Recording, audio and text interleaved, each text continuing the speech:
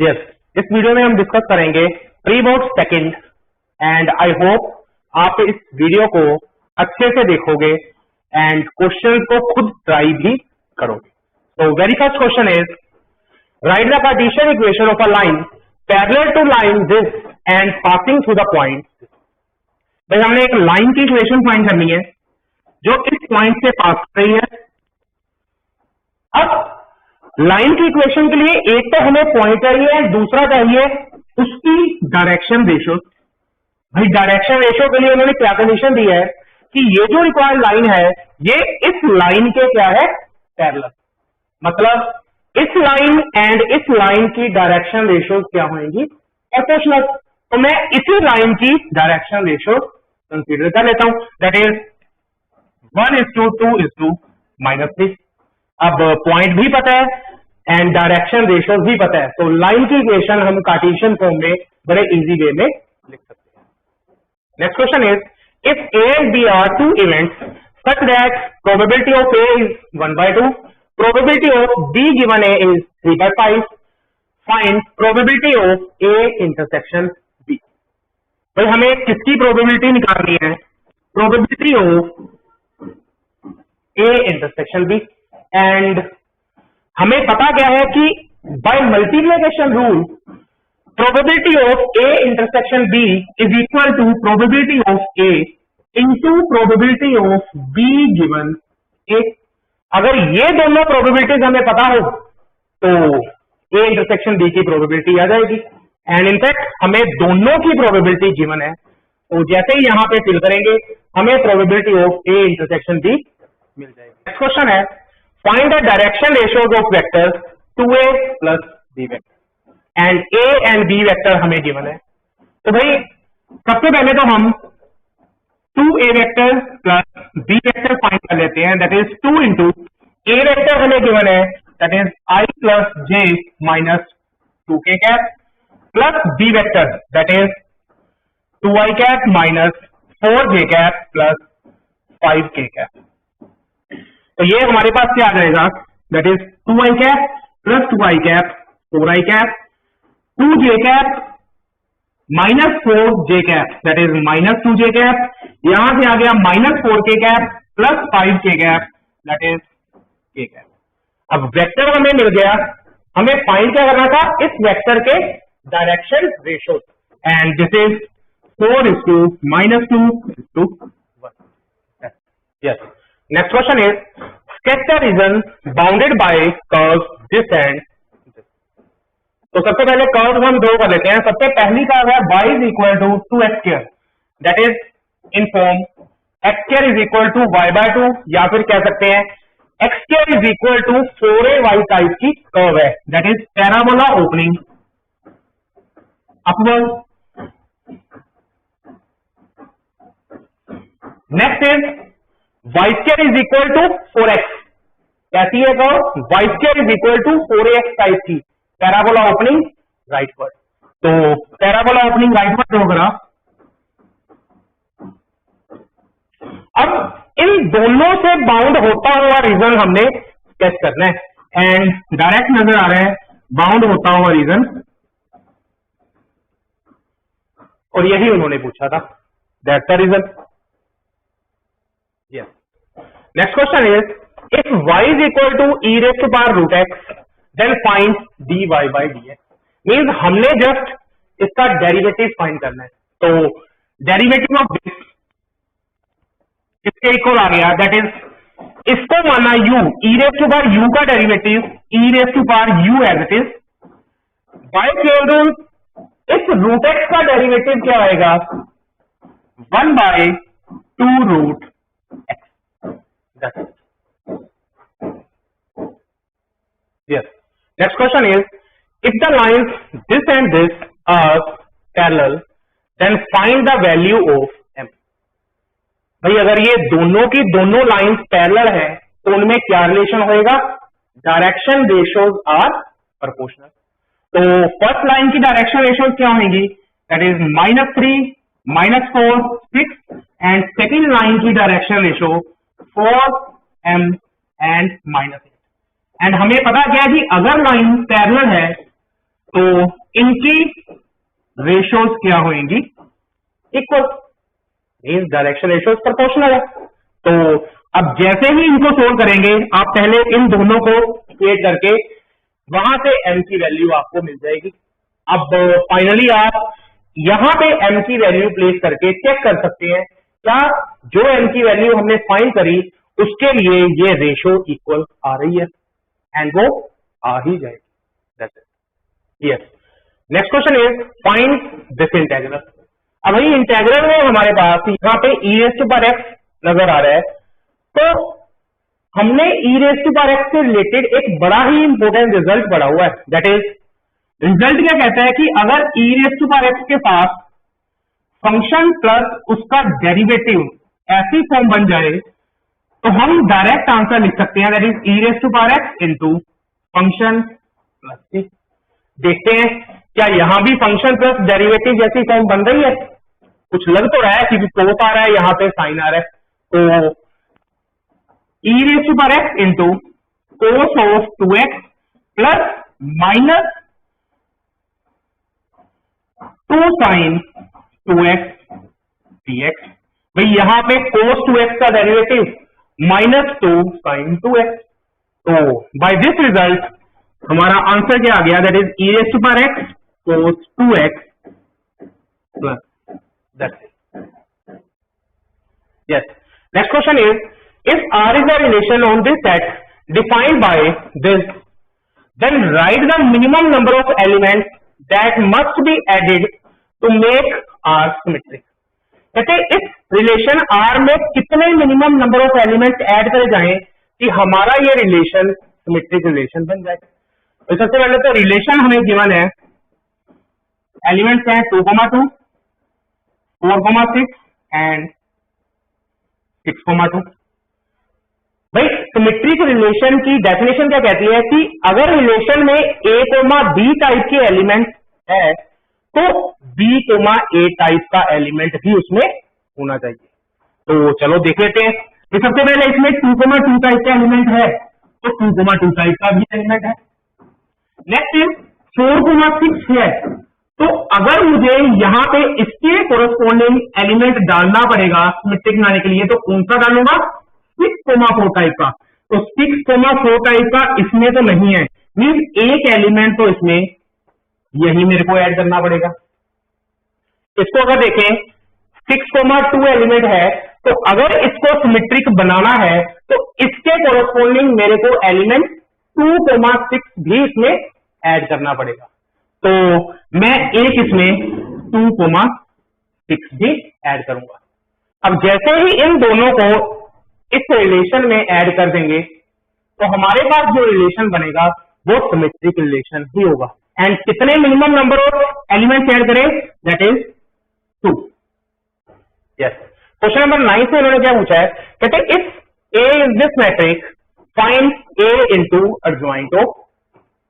तो सबसे पहले एक तो मेथड यही है कि सबसे पहले A मैट्रिक्स हमें दिया हुआ है, हम एडजॉइंट ऑफ A फाइंड कर लेते हैं और फिर दोनों मैट्रिसेस की मल्टीप्लिकेशन।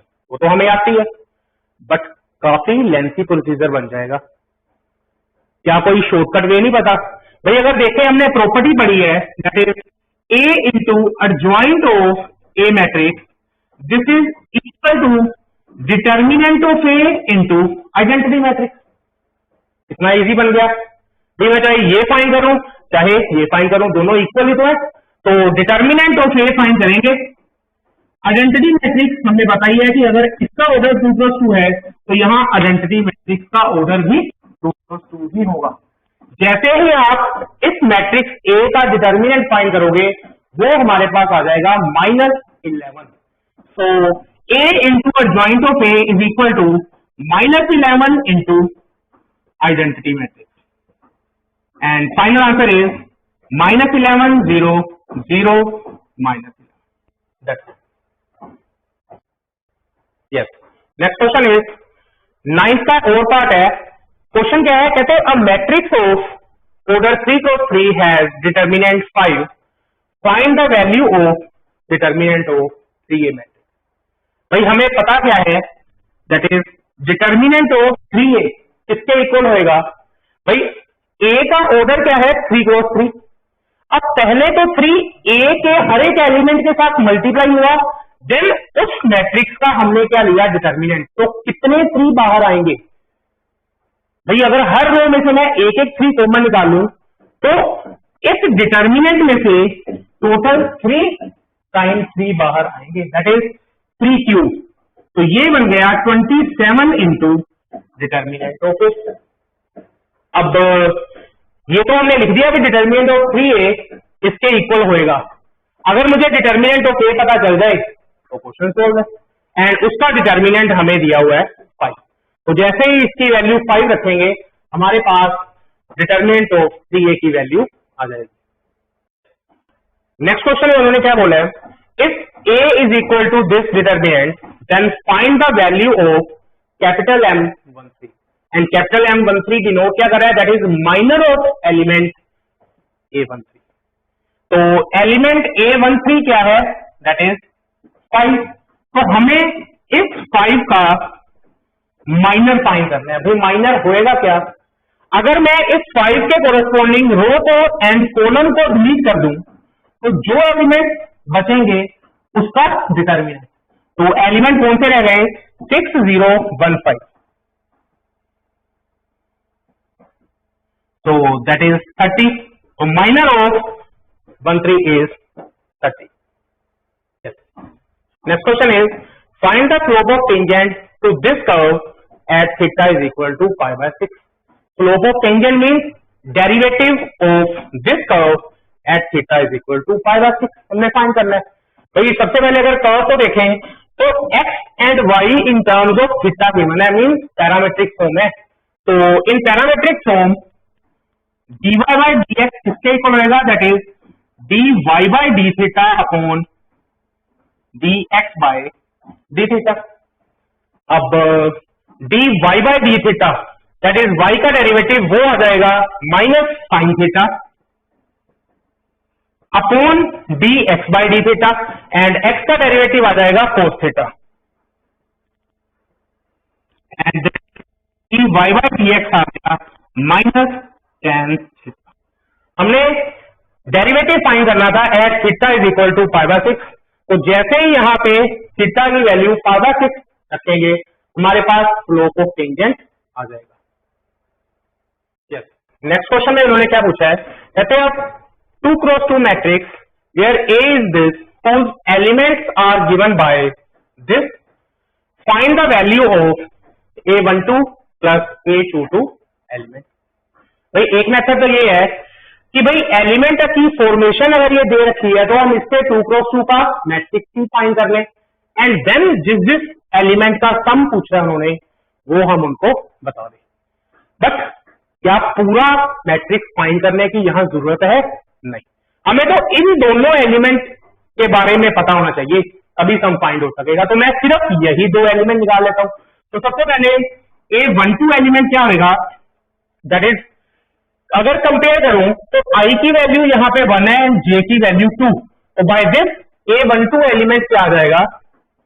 1/2 एंड A22 एलिमेंट भाई i की वैल्यू भी 1 है, सॉरी 2 एंड j की वैल्यू भी 2 है। तो यहां पे A22 एलिमेंट मेरे पास क्या आ जाएगा? 2/2 दैट इज 1। एंड सिर्फ इनका सम देखना है तो मेरे पास A12 प्लस A22 एलिमेंट का सम क्या आ गया? 3/2। Yes, next question is let A and B sets are given and f be a function from A to B, state whether f is 1 1 or not। भाई अगर देखें तो A and B स्मॉल से sets हैं तो इस function के बारे में अगर हमें 1 1 देखना है या नहीं तो हम इसको एरो डायग्राम से ही ऑब्जर्व कर लेते हैं। तो एक मेरे पास सेट है that is A and another set B।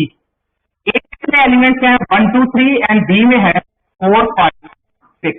अब फंक्शन f क्या करता है? दैट इज 1 को एसोसिएट करता है 4 के साथ, 2 को 6 के साथ एंड 3 को एसोसिएट करता है वो 5 के साथ।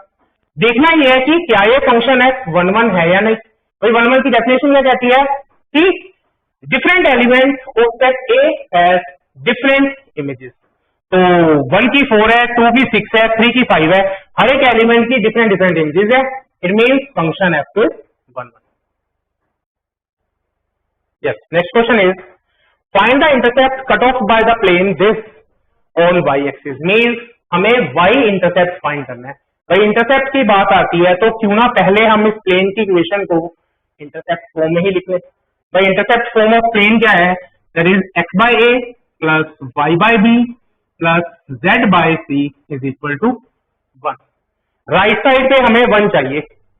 तो प्लेन की इक्वेशन हमारे पास गिवन है 7x plus 5y plus 3z minus 14 को मैं लिख लेता हूं राइट साइड से 14. अब अगर हमें इधर 1 बनाना है तो मैं इस पूरी इक्वेशन को 14 से डिवाइड कर देता हूं.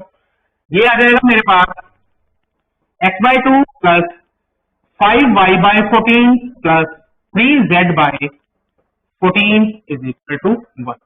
तो इंटरसेप्ट फॉर्म में बनाने के लिए that is x plus 2 plus ये आ गया y upon 14 by 5 plus z upon 14 by 3 is equal to 1. अब हमें चाहिए क्या था? That is intercept on y axis means y intercept. तो y इंटरसेप्ट क्या होगा? That is 14 by 5. Yes. Next question is find the distance of this plane from origin. भाई हमें प्लेन का ओरिजिन से डिस्टेंस फाइंड करना है. तो सपोज हमारे पास एक पॉइंट है x1 y1 z1 and plane की इक्वेशन अगर हमें दी हुई है ax plus by plus cz plus d is equal to 0. तो प्लेन का इस पॉइंट से ये जो डिस्टेंस होएगा ये किसके इक्वल होता था? That is mod of point को प्लेन की इक्वेशन में हमें पुट कर देना है. मींस x को x1 रख देना है, y को y1 एंड z को z1. तो ये आ गया ax1 plus dy1 plus cz1 plus d upon root of a square plus b square plus c square. तो इस रिजल्ट का हम यूज कर लेते हैं. तो ओरिजिन से इस प्लेन का डिस्टेंस क्या होगा? That is distance is equal two point को प्लेन की इक्वेशन में पुट कर देते हैं. तो x को 0 रखा, y को 0 रखा, z को 0 रखा, तो ये तो 0 ही हो गई, रह गया 15 upon root of x y z के कोफिशिएंट के स्क्वायर का sum 1 square plus 2 square plus minus 2 square that is 4. तो डिस्टेंस हमारे पास आ जाएगा, ये बनेगा √9 दैट इज 3. तो distance is equal to 15 upon 3 that is 5 unit. Yes. Next question is find the order of matrix A satisfying this condition. भाई हमें जस्ट इस मैट्रिक्स A का ऑर्डर फाइंड करना है. तो सबसे पहले अगर ध्यान से देखें तो इन दोनों मैट्रिक्स की प्रोडक्ट कंफर्मेबल है और वो इसके इक्वल आ रही है. अगर मैं इसका ऑर्डर देखूं दैट इज मैट्रिक्स A का ऑर्डर मैं मान लेता हूं let this will be m cross n and इसका ऑर्डर आ रहा है अगेन 3 क्रॉस 2. अब सबसे पहले तो इन दोनों मैट्रिक्स की जो प्रोडक्ट है वो कंफर्मेबल है. Means column of this matrix is equal to the number of rows of matrix A. तो यहां से तो हमें ये पता चल गया कि m की वैल्यू कितनी है 2. अब m की वैल्यू अगर मिल जाए तो मुझे मैट्रिक्स ए का ऑर्डर मिल जाएगा. अब भाई अगर इनकी प्रोडक्ट कंफर्मेबल है और वो इसके इक्वल आ रही है मींस यहां पे मैं पता कर सकता हूं कि इन दोनों की प्रोडक्ट का जो मैट्रिक्स आएगा वो कितने ऑर्डर का होएगा. That will be 3 cross n. But यहां पे तो 3 क्रॉस 2 आ रहा है. इट मींस n की वैल्यू भी 2 ही होएगी. तो मैट्रिक्स A का ऑर्डर क्या होएगा? 2 cross 2. Yes. Next question is if y is equal to 10x plus x then find second order derivative. तो सबसे पहले हम इसका फर्स्ट डेरिवेटिव फाइंड कर लेते हैं that is dy by dx is equal to 10x का डेरिवेटिव क्या आएगा? secant square x and x का डेरिवेटिव आ गया हमारे पास. हमें सेकेंड ऑर्डर डेरिवेटिव फाइंड करना है मींस इसका एक बार और डेरिवेटिव करना पड़ेगा. तो differentiate both side with respect to x.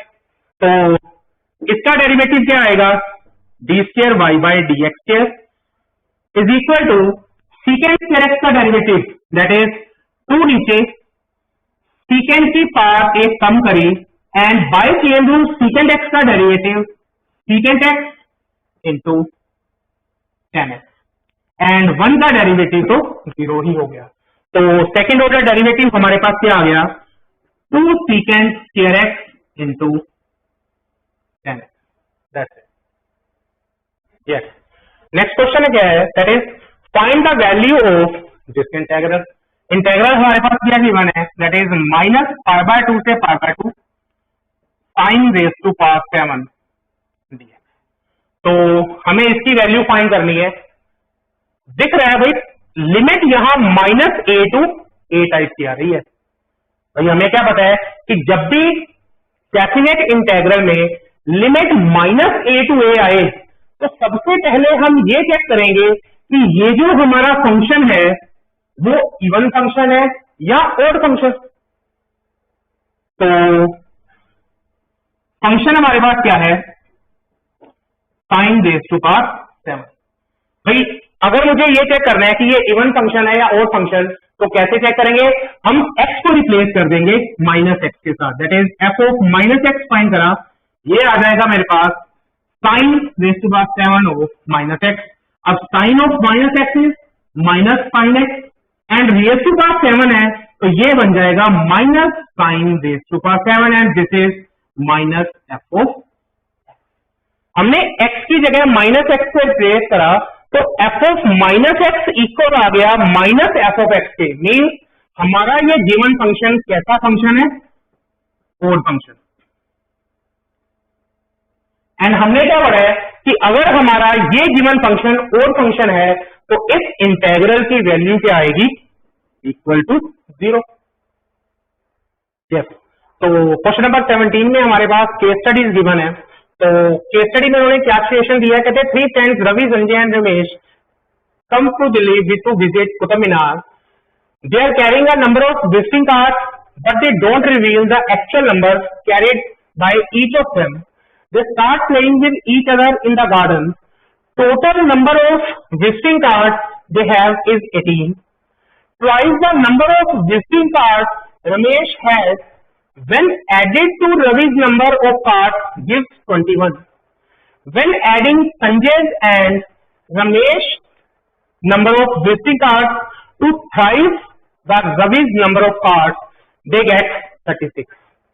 And let Ravi has X cards. तो उन्होंने क्या बताया कि रवि X कार्ड लेके आया था, संजय है जो Y कार्ड लेके आया था and Ramesh Z number of card लेके आया था। तो इन्हीं के बेस पे क्वेश्चंस हैं। तो फर्स्ट क्वेश्चन में उन्होंने क्या पूछा है, the system of linear equation representing the given situation.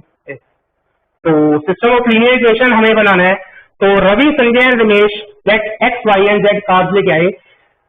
अब कंडीशन क्या गिवन है, कहते हैं total number of visiting card they have is 18, मतलब x plus y plus z is equal to 18। Next हो गया कहते twice the number of visiting card Ramesh has.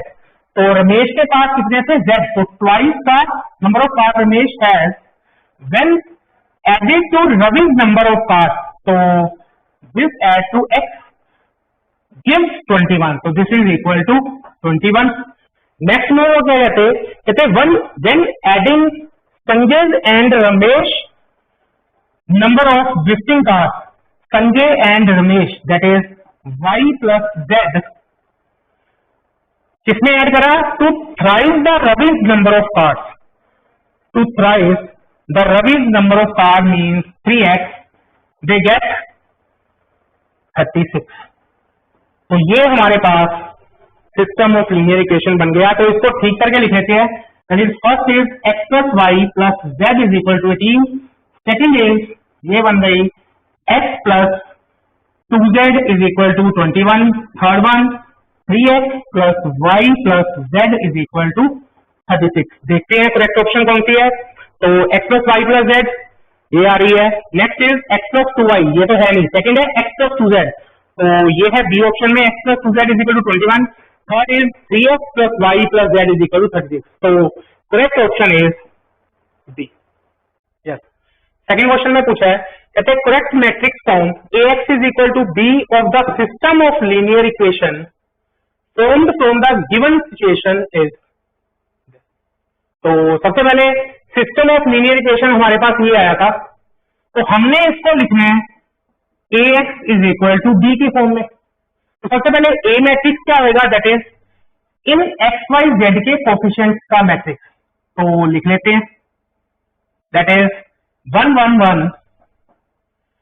1 0 2 और यहां से आ जाएगा 3 1 1। एक्स मैट्रिक्स क्या होगा, that is matrix of unknowns, that is x y z, and B matrix है दैट इज 18 21 एंड 36। तो देख लेते हैं कौन सी करेक्ट ऑप्शन है। तो ax is equal to B की फॉर्म में लिखना है, तो पहले आएगा ए मैट्रिक्स। तो देखते हैं कि कौन सी यहां से ऑप्शन मैच हो रही है, एंड ऑप्शन बी को अगर देखें तो that is 1 1 1 1 0 2 3 1 1, that is correct option is D. Yes, third part में पूछा है, that is correct value of 3 into determinant of A. तो अब सबसे पहले तो डिटर्मिनेंट ऑफ ए, भाई ए मैट्रिक्स हमारे पास ये दिया हुआ है, जैसे ही इसका डिटर्मिनेंट फाइंड करेंगे तो वो हमारे पास आ जाएगा दैट इज इक्वल टू 4। हमें फाइंड करना था 3 इंटू डिटर्मिनेंट ऑफ ए, तो correct answer is 12, that is option A. अब फोर्थ क्वेश्चन में उन्होंने क्या पूछा है, कहते तो factor of element A32 in matrix A is. तो ए मैट्रिक्स हमारे पास दिया हुआ है, कहते इसमें जो A32 एलिमेंट है, A32 एलिमेंट मीन्स इस 1 का हमें कोफैक्टर फाइंड करना है। तो भाई कोफैक्टर क्या होगा, that is C32 is equal to -1 raise to power 3 + 2 into determinant of, इसके कोरस्पॉन्डिंग अगर कॉलम एंड रो के एलिमेंट को छोड़ दें तो बाकी जो एलिमेंट बच जाएंगे 1 1 1 2, उनको हम यहाँ पे लिख देंगे। तो दैट इज ये बन जाएगा -1 और यहां पे हमारे पास आ जाएगा 1, एंड कोफैक्टर आ गया हमारे पास -1। तो करेक्ट ऑप्शन इज डी।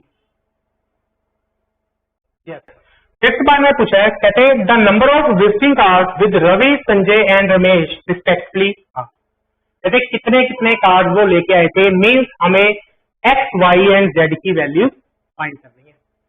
तो अब linear system of linear equation हमारे पास गिवन है, हमने उसको ax is equal to b की फॉर्म में लिखा हुआ है। दैट इज अगर यहां से मैं x y एंड z की वैल्यू फाइंड करना चाहता हूं, इट मीन्स मुझे किसकी वैल्यू फाइंड करनी है, इस x मैट्रिक्स की। अब x मैट्रिक्स फाइंड होगा अगर यहां से a मैट्रिक्स हट जाए, तो a को हटाने के लिए हम 3 मल्टीप्लाई कर देते हैं ए इनवर्स से, बट 3 मल्टीप्लाई तभी कर सकते हैं जब determinant of A is non zero. But इस केस में वो 4 आ रहा है, मीन नॉन जीरो है, तो हम ए इनवर्स से 3 मल्टीप्लाई कर देंगे। तो यहां पे आ जाएगा A inverse into A X is equal to A inverse B. तो ए इनवर्स इंटू ए यहां पे बन जाएगा identity into X is equal to A inverse B. तो एक्स मैट्रिक्स मेरे पास ए इनवर्स इंटू बी आ गया। अब बी मैट्रिक्स हमारे पास गिवन है, ए इनवर्स, भाई हमें ए इनवर्स के बारे में क्या पता है, that is A inverse is equal to 1 upon determinant of A into adjoint of A matrix. अब डिटर्मिनेंट ऑफ ए तो हमें पता ही है, दैट इज 4। अगर मुझे एडजॉइंट ऑफ ए मैट्रिक्स भी पता चल जाए तो हम यहां पे ए इनवर्स मैट्रिक्स रख देंगे। तो अब एडजॉइंट ऑफ ए कैसे फाइंड करें, भाई एडजॉइंट ऑफ ए के बारे में हमें क्या पता है, that matrix is transpose of matrix of cofactors. It means पहले तो हम इस मैट्रिक्स के, इस ए मैट्रिक्स के हर एक एलिमेंट के कोफैक्टर्स फाइंड करेंगे, वहां से जो मैट्रिक्स बनेगा उसका हम क्या कर देंगे, ट्रांसपोज। तो जो मेरे पास फाइनल मैट्रिक्स आएगा that is adjoint of A matrix. And वो हमारे पास कितना आ जाएगा, दैट इज -2 0 2 5 -2 -1 1 2 -1। तो यहां पे ये हमारे पास अर्जॉइंट ऑफ ए मैट्रिक्स आ जाएगा। तो x is equal to A inverse, that is 1 upon determinant of A into adjoint of A, that is -2 0 2 5 -2 -1 1 2 -1, and यहां पे आएगा साथ में into B matrix, that is 18 21 36। अब पहले तो इन दोनों मैट्रिसेस की प्रोडक्ट करेंगे, देन जो मैट्रिक्स आएगा उस मैट्रिक्स को मल्टीप्लाई कर देंगे हम 1/4 के साथ, मीन उस मैट्रिक्स के हर एक एलिमेंट को 1/4 से मल्टीप्लाई करेंगे। तो एक्स मैट्रिक्स हमारे पास आ जाएगा, that is 9 3 6, and X matrix क्या है, x y and z. Since दोनों मैट्रिक्स इक्वल है तो यहां पे हमारे पास एक्स की वैल्यू आ जाएगी 9, वाई की वैल्यू 3, जेड की value 6। Means Ravi, Sanjay and Ramesh 9 3 and 6 visiting card लेके आए थे, एंड इसी सीक्वेंस में अगर हम देखें तो answer is option C. Yes, question number 18 में अगेन हमारे पास एक केस स्टडी है। सिचुएशन है, कहते हैं women has 3 antique boxes 1 2 and 3 each containing 2 coins. In box 1 both coins are gold coins, box 2 both are silver coin, and in box 3 there is 1 gold coin and 1 is silver coin. She chooses a box at random and takes out a coin, and इसी के basis पे further हमारे पास question है। तो सबसे पहले तो situation को समझते हैं। एक्सपेरिमेंट क्या है कि सबसे पहले तो उस लेडी ने एक बॉक्स को चूज करा, तो देन उसमें से एक कॉइन को सिलेक्ट करा। भाई यहां पे दो एक्सपेरिमेंट चल रहे हैं, तो सबसे पहले जब उसने बॉक्स को सिलेक्ट करा या चूज करा, तो उसके बिहाफ पे हमारे पास क्या क्या पोटेंशियल बन सकती है, दैट इज बॉक्स 1 भी हो सकता है, 2 भी हो सकता है, 3। तो इवन मान लेते हैं that she chooses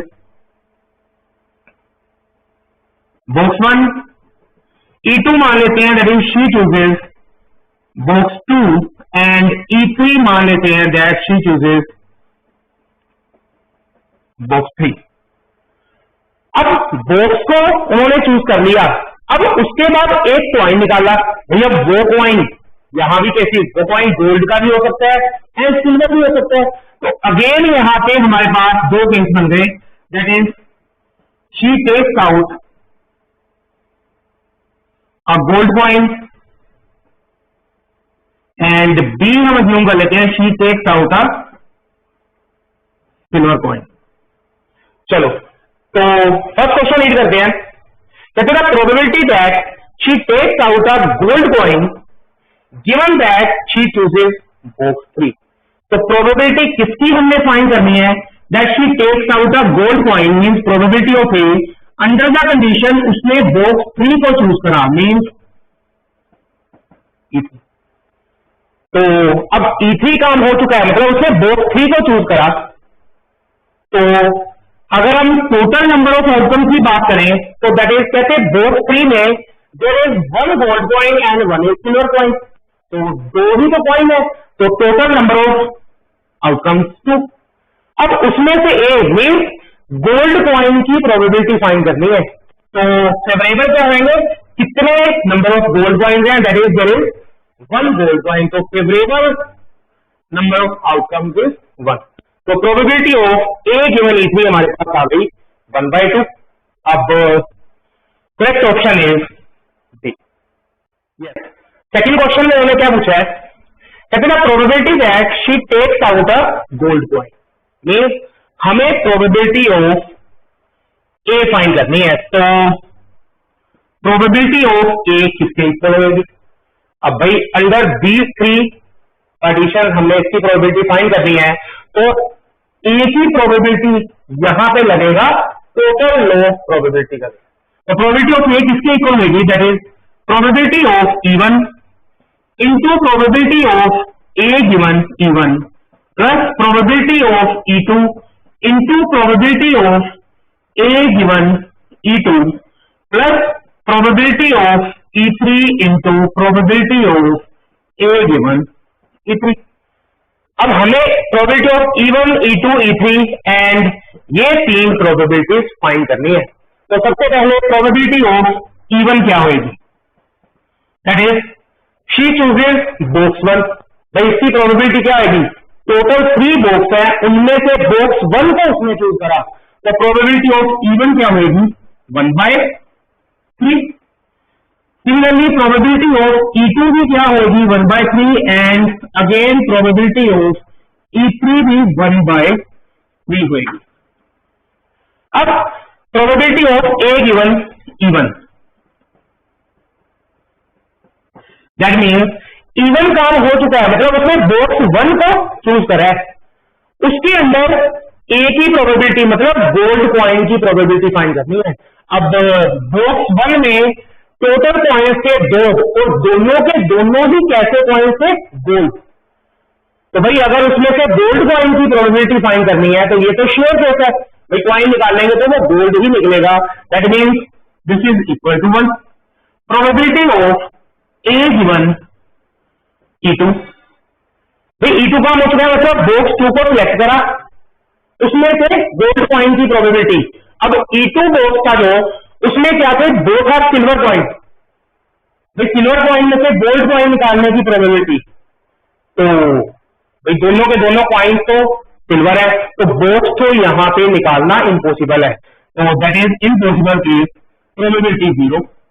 probability of A given E3, अब E3 का मीन्स बॉक्स 3 को उसने चूज करा, तो बॉक्स 3 में टोटल 2 कॉइन्स हैं, तो टोटल आउटकम्स तो 2 है एंड गोल्ड की प्रोबेबिलिटी, गोल्ड कॉइन कितने हैं उसमें 1 गोल्ड कॉइन, तो probability of A given E3 favourable हो गए 1 एंड टोटल इज 2, तो प्रोबेबिलिटी 1/2।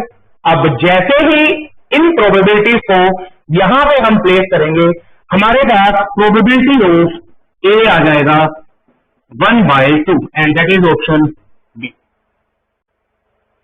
यस, थर्ड पार्ट में पूछा है, कहते the probability that she takes out a silver coin is, भाई सिल्वर कॉइन की प्रोबेबिलिटी फाइंड करनी है, तो इट मीन्स हमें प्रोबेबिलिटी ऑफ बी फाइंड करनी है एंड दिख रहा है अंडर दिस पार्टीशन फाइंड करनी है, तो यहां पे लगेगा टोटल लो प्रोबेबिलिटी का केस, तो that means probability of B is equal to probability of E1 into probability of B given E1 plus probability of E2 into probability of B given E2 plus probability of E3 into probability of B given E3। तो इन probabilities को find करना है। भैया probability of E1, E2, E3 तो हमारे पास पहले से ही given है, हमने फाइंड कर लिया पिछले क्वेश्चन में। फाइंड हमने क्या करनी है, probability of B given E1। भाई E1 काम हो चुका है, मीन बॉक्स 1 को उसने चूज करा, उसके अंदर सिल्वर कॉइन की प्रोबेबिलिटी फाइंड करनी है। बट अगर देखिए भाई बॉक्स 1 में तो उन्होंने बोला है कि दोनों के दोनों कॉइन्स कैसे हैं, गोल्ड कॉइन। अब भाई गोल्ड कॉइन्स में से सिल्वर कॉइन निकालने हैं, ये तो इम्पॉसिबल केस है, means this probability is equal to 0। Probability of B given E2, box 2 उसने चूज करा, उसके अंदर हमने सिल्वर कॉइन निकालने जाने की प्रोबेबिलिटी फाइंड करनी है। तो बॉक्स 2 में क्या था, that is 2 coins are silver coin, तो भाई बॉक्स में दोनों के दोनों कॉइन्स जो हैं वो सिल्वर कॉइन्स हैं, तो उसमें से ही सिल्वर कॉइन निकालने जाने की प्रोबेबिलिटी जो श्योर केस है, that means probability is equal to 1 and probability of B given E3, that is third box को उसने चूज करा, उसमें से सिल्वर कॉइन निकालने जाने की प्रोबेबिलिटी। बट अगर देखें तो बॉक्स 3 जो उसने चूज करा था उसमें एक गोल्ड है एंड एक सिल्वर कॉइन है, तो टोटल तो उसके पास कितने हैं बॉक्स 3 में coin 2, favourable mean silver coin, that is silver coin कितने हैं 1, तो probability of B given E3 कितनी आ गई 1/2। अब probability of E1, E2, E3 पता है, ये प्रोबेबिलिटीज भी हमने फाइंड कर ली। जैसे ही यहां पे इस फॉर्मूले में हम प्लेस करेंगे सारी प्रोबेबिलिटीज, तो प्रोबेबिलिटी ऑफ बी हमारे पास आ जाएगी, that is 1/2 and that is option C. Yes, fourth part में वो क्या पूछ रहे हैं, कहते if she takes out a gold coin, ये कंडीशन दे दी हमें, the probability that it was from box 1, means हमें इवन की प्रोबेबिलिटी फाइंड करनी है अंडर द कंडीशन कि उसने गोल्ड कॉइन पिक करा, that is given A, and direct पता चल रहा है that is question of Bayes theorem. तो probability of E one given A किसके इक्वल होगी, that is probability of E one into probability of A given E one whole upon probability of E one into probability of A given E one plus probability of E2 into probability of A given E2 plus probability of E3 into probability of A given E3। अब formula हमारे पास है और ये सारी probabilities हम पहले ही यहां पे फाइंड कर चुके हैं।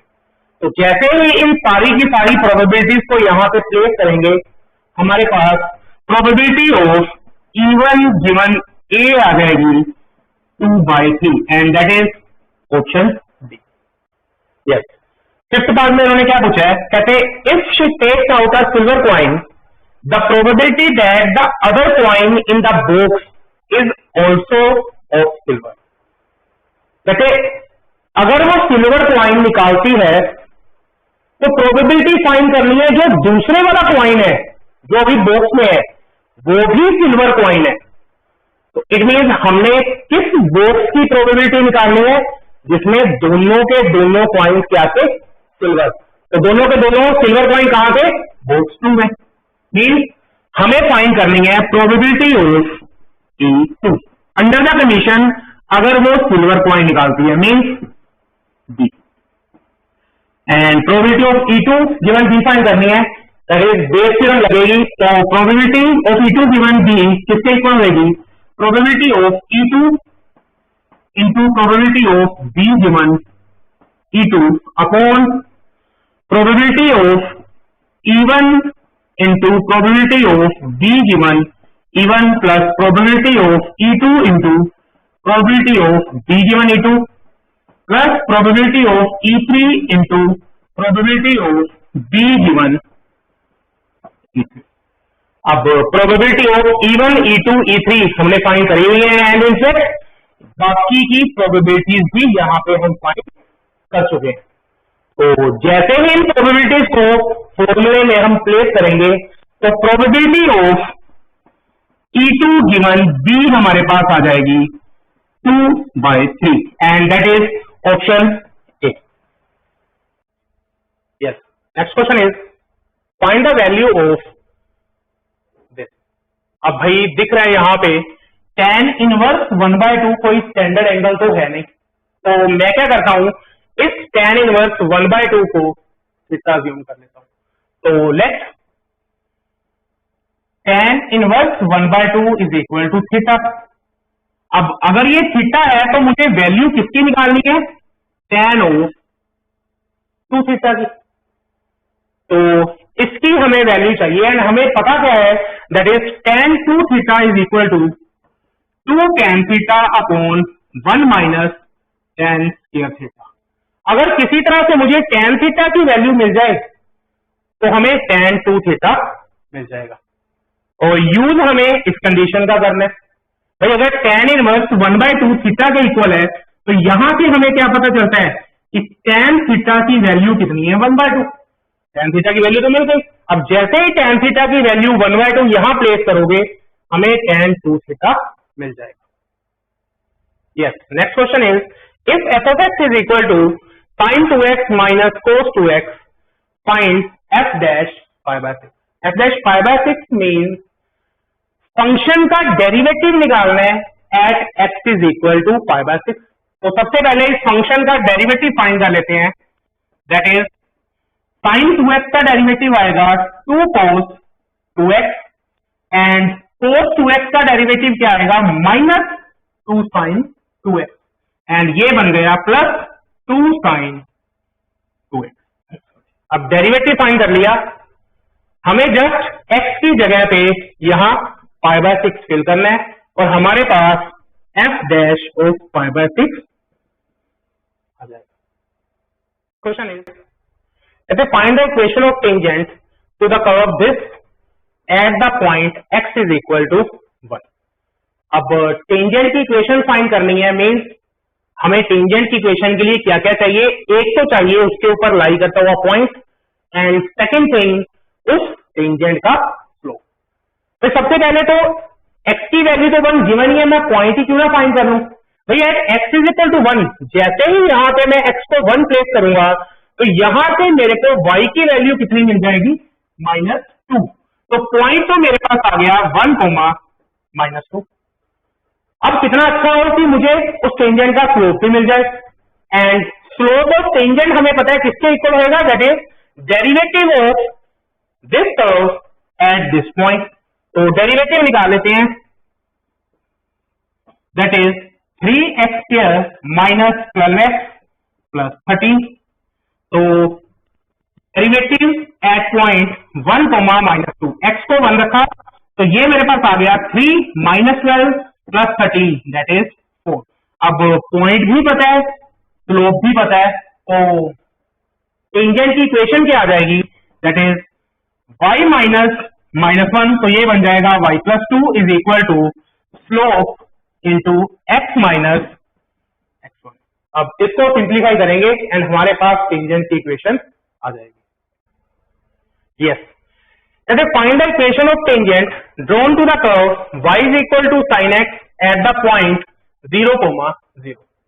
तो हमें टेंजेंट की इक्वेशन के लिए क्या क्या चाहिए, एक तो हमें उसके ऊपर लाई करता हुआ पॉइंट चाहिए एंड वो पॉइंट हमें गिवन है 0, 0। सेकेंड थिंग हमें चाहिए इस पॉइंट के ऊपर बने हुए टेंजेंट का स्लोप एंड वो मिलेगा derivative of this curve. So derivative of this curve मेरे पास आ गया cos x and derivative eight point 0, 0 वो मेरे पास आ जाएगा 1। तो पॉइंट भी पता है एंड स्लोप ऑफ टेंजेंट भी मिल गया। अब इक्वेशन ऑफ टेंजेंट क्या आ जाएगी, y - y1 is equal to slope into x - x1 and y is equal to x। That is the equation of tangent at this point. Next question is if a vector, b vector and c vector are given, find a vector of magnitude 9 which is parallel to this vector। तो सबसे पहले हम यही vector find कर लेते हैं, that is a vector - 3b vector + c vector and that is a vector ये आ गया i + j - k cap -3 into this vector 4i -2j + k cap plus c vector and वो आ गया हमारे पास i - 2j - k cap। तो ये vector हमारे पास क्या आ जाएगा, that is i cap -12i cap plus i cap, ये बन गया -10i cap, यहां से आया j cap plus 6k cap बना 7j cap एंड यहां से आ गया -2j cap, तो ये आ गया plus 5j cap -k cap -3k cap, ये आ गया -4k cap and -k cap, ये आ गया -5k cap। तो ये वेक्टर हमारे पास आ गया। सपोज ये है डी वेक्टर। अब हमें सिर्फ यही वेक्टर नहीं फाइंड करना था, हमें फाइंड करना था इसके पैरेलल वेक्टर जिसका मैग्नीट्यूड क्या हो 9। तो कैसे फाइंड करेंगे, सबसे पहले हम इस वेक्टर के पैरेलल एक यूनिट वेक्टर फाइंड कर लेंगे। भाई यूनिट वेक्टर फाइंड करने के लिए क्या करेंगे, इस वेक्टर को डिवाइड कर देंगे इसी के मैग्नीट्यूड के साथ। अब जब यूनिट वेक्टर फाइंड हो गया तो 9 मैग्नीट्यूड बनाने के लिए उस यूनिट वेक्टर को हम 9 से मल्टीप्लाई कर देंगे, तो हमारे पास इसी के पैरेलल एक वेक्टर आ जाएगा जिसका मैग्नीट्यूड 9 होएगा। That's it. Simplify sign inverse of. अब भाई अगर हम इसको सिंप्लीफाई करना चाहते हैं तो बाहर हमें यहां पे साइन इनवर्स नजर आ रहा है, कितना अच्छा हो अगर अंदर यहां पे हमारे पास sine of some angle create हो जाए। तो सबसे पहले तो मैं इस इन साइड को साइन ऑफ सम एंगल में बनाने की ट्राई करता हूं।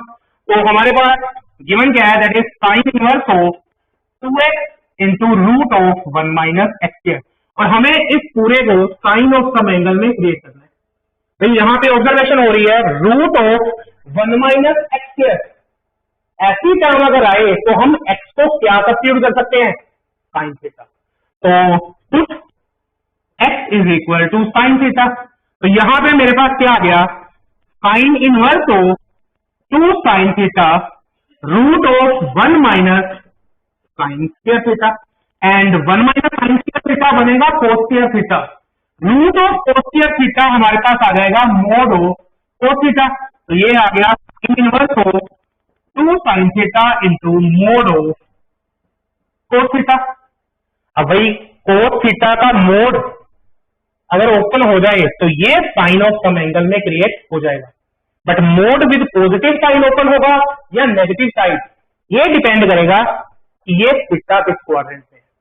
तो यहां से हमें देखना है कि थीटा किस क्वाड्रेंट में आ रहा है, और पता क्या है कि x 0 और 1/2 के बीच में लाई जाता है। ये अगर x 0 और 1/2 के बीच में है और x है क्या, साइन थीटा, तो साइन थीटा 0 और 1/2 के बीच की वैल्यूज कवर कर रहा है। तो थीटा कहां से कहां तक होएगा, दैट इज 0 to π/6, और ये theta it mean first quadrant में लाई कर रहा है। तो फर्स्ट क्वाड्रेंट में कोस थीटा क्या होएगा, पॉजिटिव, तो mod open with positive sign. तो 2 साइन थीटा कोस थीटा ये हमारे पास आ जाएगा साइन 2 थीटा। अब sine inverse of sine this 2 theta, इसको मैं 2 थीटा लिख देता अगर ये 2 थीटा साइन इनवर्स की प्रिंसिपल वैल्यू ब्रांच में आ जाता। साइन इनवर्स की principal value branch close interval -π/2 से π/2। तो देखना ये है कि 2 थीटा कौन सी वैल्यू कवर कर रहा है। भाई थीटा अगर 0 से π/6 कवर कर रहा है तो 2 थीटा के बारे में देखने के लिए 2 से मल्टीप्लाई कर देता हूं, that is 0 less than 2 theta less than π/3। 2 theta कहां से कहां तक है, 0 से लेके π/3 के बीच की वैल्यू कवर कर रहा है, मीन ये -π/2 से π/2 के बीच में लाई कर रहा है। इट मीन्स तो थीटा साइन इनवर्स की प्रिंसिपल वैल्यू ब्रांच में है, तो this can be written as 2 theta. But भाई क्वेश्चन में हमारे पास x था, तो यहां भी हमें answer in terms of x ही लिखना पड़ेगा। तो अगर x साइन थीटा है तो यहां से थीटा की वैल्यू क्या आ जाएगी, साइन इनवर्स x। तो इन सिंप्लीफाइड फॉर्म हम इसको लिख सकते हैं 2 sine inverse x।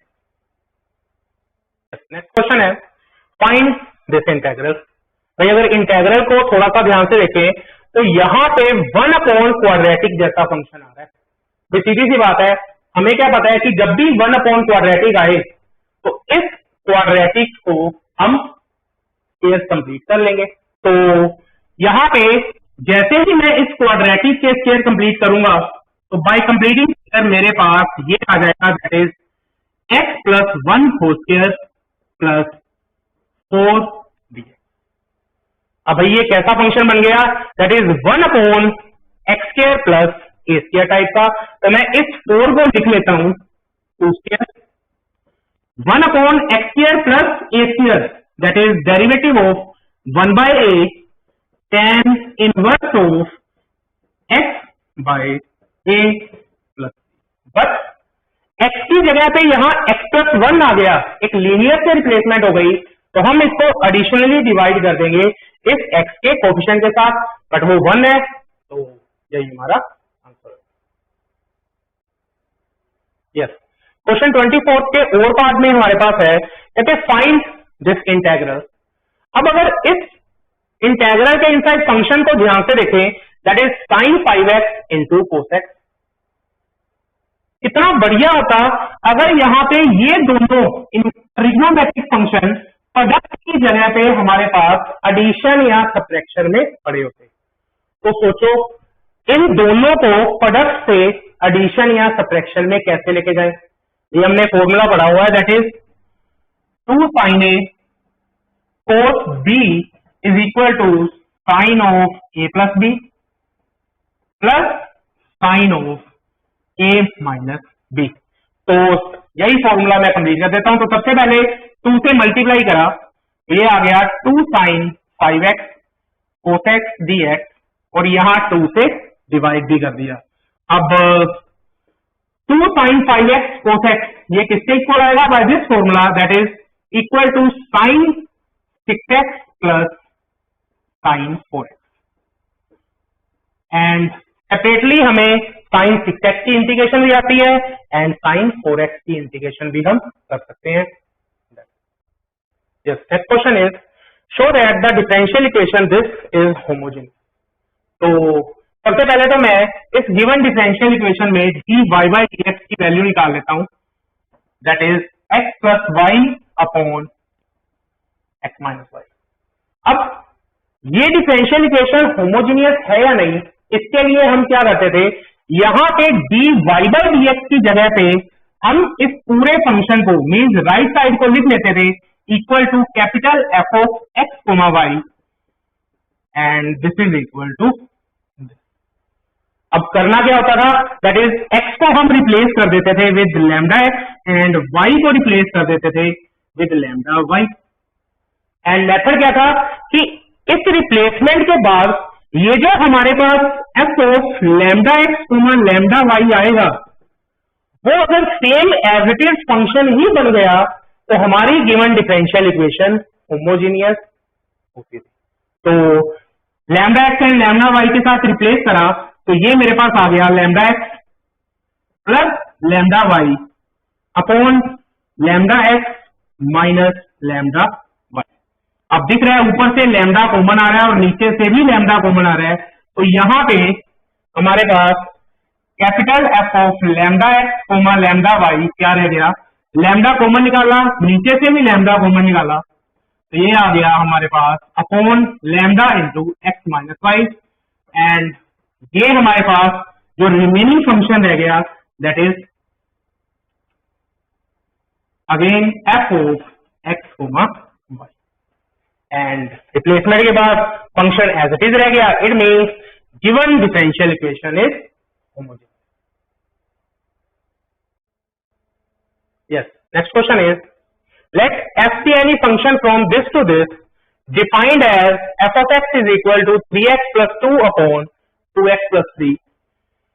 Show that f is 1 1। तो 1 1 शो करने के लिए हमारे पास एक डेफिनेशन है। डेफिनेशन क्या कहती है कि हम f of x1 is equal to f of x2 लेके चलेंगे, where x1 और x2 डोमेन में से होंगे। अगर वो eight the and x1 is equal to x2 आ गए, इट मीन्स हमारा गिवन फंक्शन 1 1 होगा।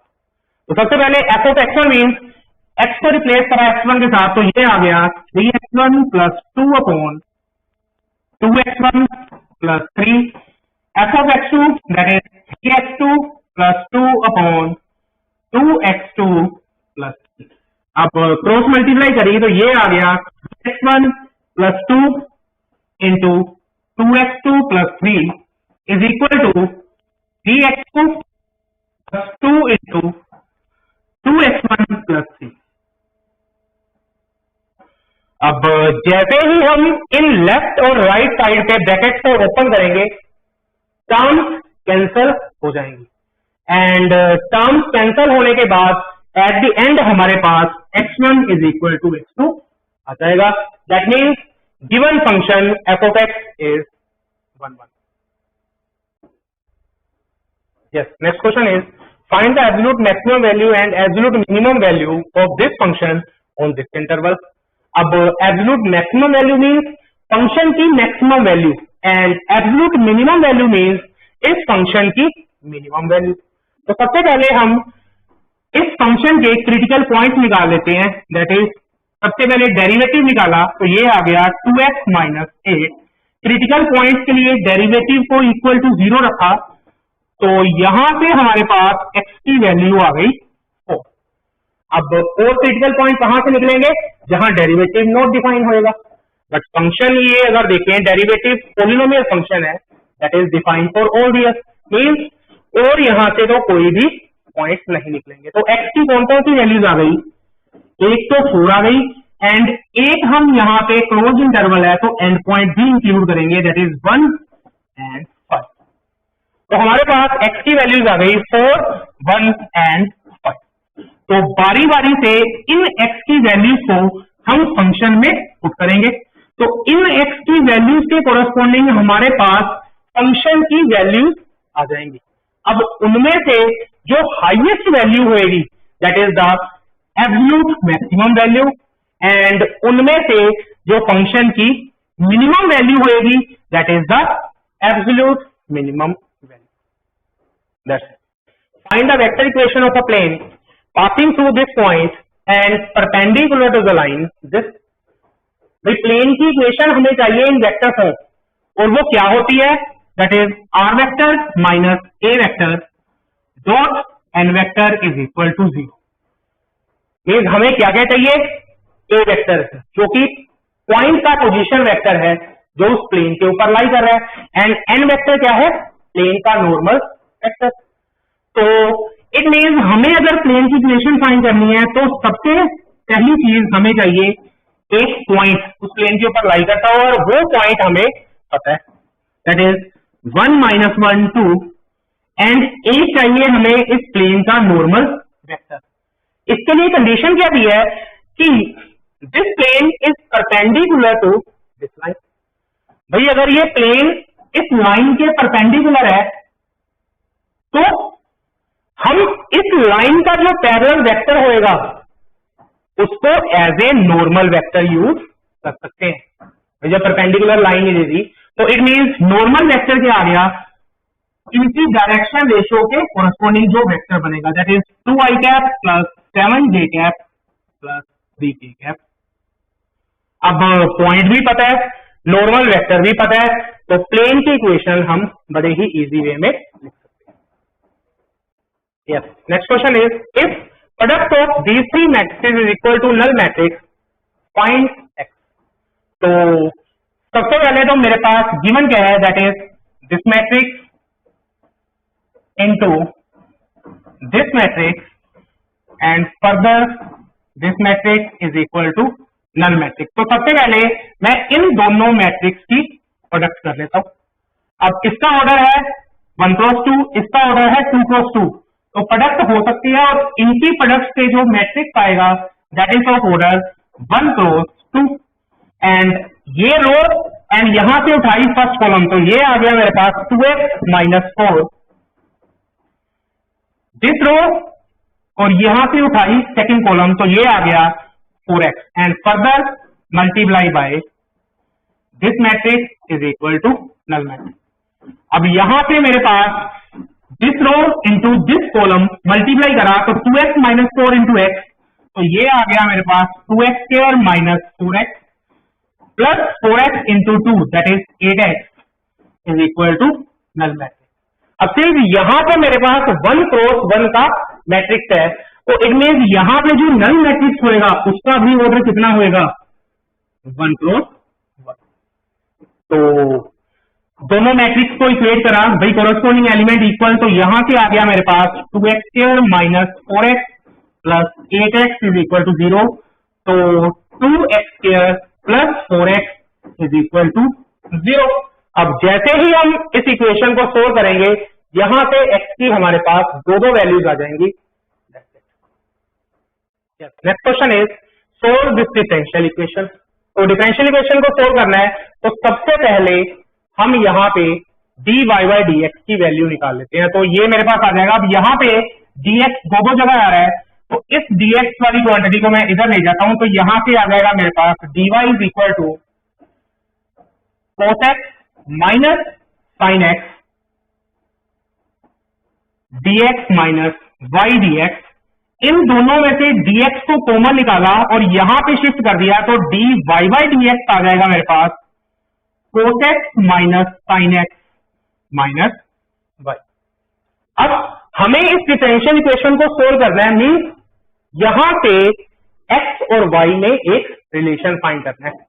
तो अब देखते हैं भाई डिफरेंशियल इक्वेशन को सोल्व करने के लिए हमारे पास क्या क्या मेथड है। या तो एक्स और वाई यहाँ पे हमें सेपरेट हो जाएंगे, तो अगर देखें एक्स और वाई किसी भी वे में यहाँ से सेपरेट तो नहीं हो रहे। अब ये होमोजेनियस डिफरेंशियल इक्वेशन भी नहीं है, बट हाँ अगर मैं इस वाई को इधर शिफ्ट कर दूं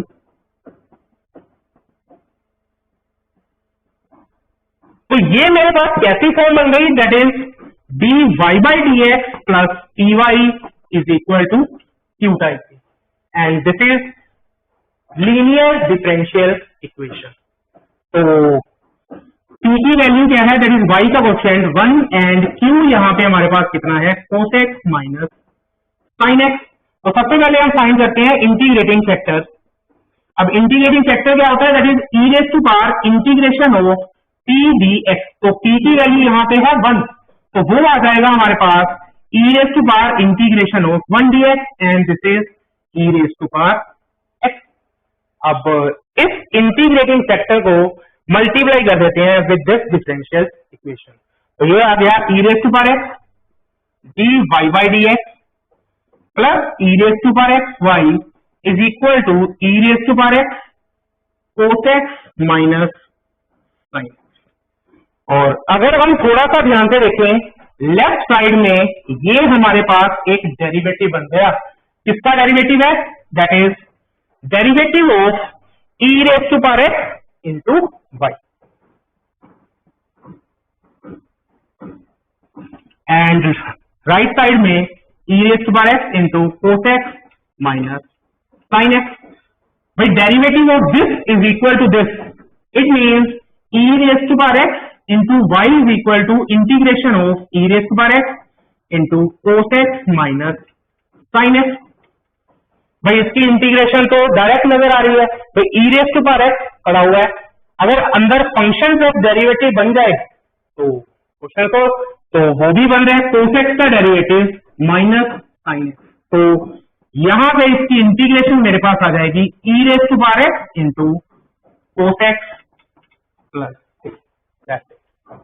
Yes. Next question is find the area of parallelogram ABCD whose diagonals are represented by the vectors this and this। अब diagonals के along vectors दिए हुए हैं, बट हमें क्या पता है कि एरिया ऑफ पैरेललोग्राम क्या होता है। सपोज ये अगर कोई पैरेललोग्राम है, हमें इसके एडजेसेंट साइड के अलोंग वेक्टर दिए हों, suppose A and B vectors, तो area of parallelogram is equal to magnitude of A cross B. It means इन डायगोनल्स की हेल्प से सबसे पहले तो हमें इस पैरेललोग्राम की एडजेसेंट साइड्स के अलोंग वेक्टर फाइंड करने पड़ेंगे। तो फाइंड करते हैं। अब वो क्या पता है हमें कि अगर इन दो एडजेसेंट साइड्स के along vector A and B है तो इसके डायगोनल्स कौन कौन से होंगे, that is a plus B vector and a minus B vector. तो मान लेते हैं this is a plus B vector and this is a minus B vector. अब यहां से हमें just a and b vector find करना है, वेक्टर अलोंग एडजेसेंट साइड। तो दोनों को ऐड करा तो यहां से आ जाएगा 2 into A vector is equal to, ये आ गया 2 I cap plus 2 J cap plus 4 K cap. तो ए वेक्टर आ गया हमारे पास I cap plus J cap plus 2 K cap. अब बी वेक्टर फाइंड करने के लिए मैं इस ए प्लस बी वेक्टर में से ए माइनस बी वेक्टर को सब्ट्रैक्ट कर देता हूं, तो दिस माइनस दिस, तो ए वेक्टर और ए वेक्टर कैंसिल हो गए। B vector minus of minus B vector that is twice of B vector is equal to this minus this, that is 2i cap, this minus this, ये आ जाएगा minus 4j cap and यहां से आ जाएगा minus 6k cap। तो b vector हमारे पास आ गया i cap minus 2j cap minus 3k cap। अब a वेक्टर भी पता है हमें, b वेक्टर भी पता है, just area of parallelogram find करने के लिए हम a क्रॉस b फाइंड करेंगे एंड देन उसका मैग्नीट्यूड फाइंड कर लेंगे, that is the area of parallelogram। yes, question number 31 के और पार्ट में हमने क्या पूछा है, that is if a plus B plus C vector is equal to 0 vector and a b and c vector के मैग्नीट्यूड गिवन है, show that the angle between a and b vector is 60 degree. भाई हम क्या करते हैं, A vector और B vector के बीच में एंगल फाइंड कर लेते हैं और उनको शो कर देंगे कि वो एंगल कितना आ रहा है, 60 डिग्री। अब angle between A and B vector वो किसके इक्वल होगा, दैट इज हमें पता क्या है, cos theta is equal to A vector dot B vector upon magnitude of A into magnitude of B. अब भाई magnitude of A magnitude of B तो हमें गिवन ही है, अगर ए डॉट बी मिल जाए तो क्वेश्चन हमारा सोल्व हो जाएगा। तो फाइंड करने के लिए हम इस कंडीशन का यूज करते हैं। अब गिवन है हमारे पास A vector plus B vector plus C vector is equal to 0 vector. सिर्फ यहां पे मुझे सिर्फ ए डॉट बी ही फाइंड करना है, तो यहां पे मैं क्या करता हूं, ए और बी वाली टर्म इसी साइड पे रखता हूं एंड सी वाली टर्म का यहां पे साइड चेंज कर देता हूं। अब फिर this vector is equal to this vector, दो वेक्टर्स इक्वल हैं तो उनके मैग्नीट्यूड भी क्या आएंगे, इक्वल, एंड इनफैक्ट उनके स्क्वायर्स भी इक्वल होंगे। अब a प्लस बी वेक्टर के मैग्नीट्यूड का square, this can be written as a vector plus b vector dot with a vector plus b vector and magnitude of minus c vector that is equal to magnitude of c vector और उसका क्या है ऊपर square. तो यहां पे इसकी solving करनी है and magnitude of c vector तो हमें पता ही है, दैट इज 7। अब यहां पे ये दिख रहा है डिस्ट्रीब्यूटिव प्रॉपर्टी लग रही है, तो a vector dot this vector plus b vector dot this vector is equal to magnitude of c अगर 7 है तो स्क्वायर बन गया 49। अब ये मेरे पास कितना आ गया, a dot a that is magnitude of a square plus a dot b vector plus b dot a plus b dot b vector क्या बन गया, b वेक्टर के मैग्नीट्यूड का square and this is equal to 49। Magnitude of a पता है that is 3, तो ये आ गया 9 प्लस मैग्नीट्यूड ऑफ b 5 है तो ये आ गया हमारे पास 25 plus a dot b and b dot a, हमें क्या पता है कि दो प्रोडक्ट है कम्यूटेटिव, तो a dot b and b dot a क्या आएंगे इक्वल, तो ये बन जाएगा twice of a vector dot b vector is equal to 49। अब जैसे ही इसको हम सिंप्लीफाई करेंगे यहां से हमारे पास a डॉट b की वैल्यू मिल जाएगी, वो a डॉट b की वैल्यू हम यहां पे प्लेस करेंगे और प्लेस करने के बाद cos थीटा की वैल्यू हमारे पास कितनी आ जाएगी, दैट इज 1/2 एंड थीटा यहां से प्रूव हो जाएगा equal to 60 degree. That's it. Yes, next question is find the intervals in which the given function this is strictly increasing और डिक्रीजिंग। तो हमारे पास फंक्शन गिवन है that is 2x cube minus 15x square plus 36x plus 1। तो सबसे पहले हम इस फंक्शन के क्रिटिकल पॉइंट्स निकाल लेते हैं with the help of derivative. तो डेरिवेटिव क्या आ जाएगा इसका, 6x square minus 30x plus 36, 6 common निकल रहा है तो ये आ गया x square minus 5x plus 6 and further यहां पे दिख रहा है कि फैक्टर्स बन रहे हैं तो ये आ जाएगा x minus 2 into x minus 3। तो क्रिटिकल पॉइंट निकालने हैं, कहां से निकलेंगे, डेरिवेटिव को इक्वल टू 0 रखेंगे तो यहां से मेरे पास आ जाएगा x इज इक्वल टू 2 और 3। अब और क्रिटिकल पॉइंट कहां से निकलते हैं, जहां पे डेरिवेटिव नॉट डिफाइन होएगा, but still this is polynomial function and defined for ODL, तो और क्रिटिकल पॉइंट नहीं मिलेंगे। तो अब हम इन दो क्रिटिकल पॉइंट्स को इस फंक्शन की डोमेन के ऊपर मार्क करेंगे। अब डोमेन क्या है इस फंक्शन की, that is ODL, polynomial function है भाई। तो डोमेन के ऊपर इन दोनों क्रिटिकल पॉइंट्स को मार्क करा तो ये आ गया मेरे पास दैट इज 2, 3 तो इंटरवल्स क्या बन गए, -∞ से लेके 2 तक, 2 to 3 एंड 3 to ∞। तो ये इंटरवल्स आ गए। हमें जस्ट इन इंटरवल्स में चेक करना है कि फंक्शन स्ट्रिक्टली इंक्रीजिंग है या स्ट्रिक्टली डिक्रीजिंग। तो कैसे चेक करते हैं, हमें पता क्या है कि अगर किसी फंक्शन का डेरिवेटिव किसी गिवन इंटरवल में ग्रेटर देन 0 आ जाए, means function is strictly increasing, and अगर उसी फंक्शन का डेरिवेटिव लेस देन 0 आए, means function is strictly decreasing. तो देख लेते हैं कि भाई डेरिवेटिव का साइन क्या आ रहा है। डेरिवेटिव में ये 3 फैक्टर्स हमारे पास पड़े हुए हैं, तो 6 x-2 x-3। भाई 6 तो हमेशा ही पॉजिटिव रहेगा, दैट इज ग्रेटर देन 0। अब अगर x -∞ से 2 तक की वैल्यू कवर कर रहा है, तो x-2 कहां से कहां तक की वैल्यू कवर करेगा, दैट इज कोई -∞ to 0, ऑल आर नेगेटिव। तो ये आ गया लेस देन 0। x-3 कहां से कहां तक की वैल्यू कवर करेगा, फ्रॉम -∞ to -1, ऑल्सो नेगेटिव। तो positive negative negative, overall derivative क्या बन गया, greater than 0, means in this interval function f of x is strictly increasing. And same way में हम इन दोनों इंटरवल्स में भी चेक कर लेंगे। Yes, next question is if log of this is equal to y into root of 1 plus x square, then show that this is equal to 0।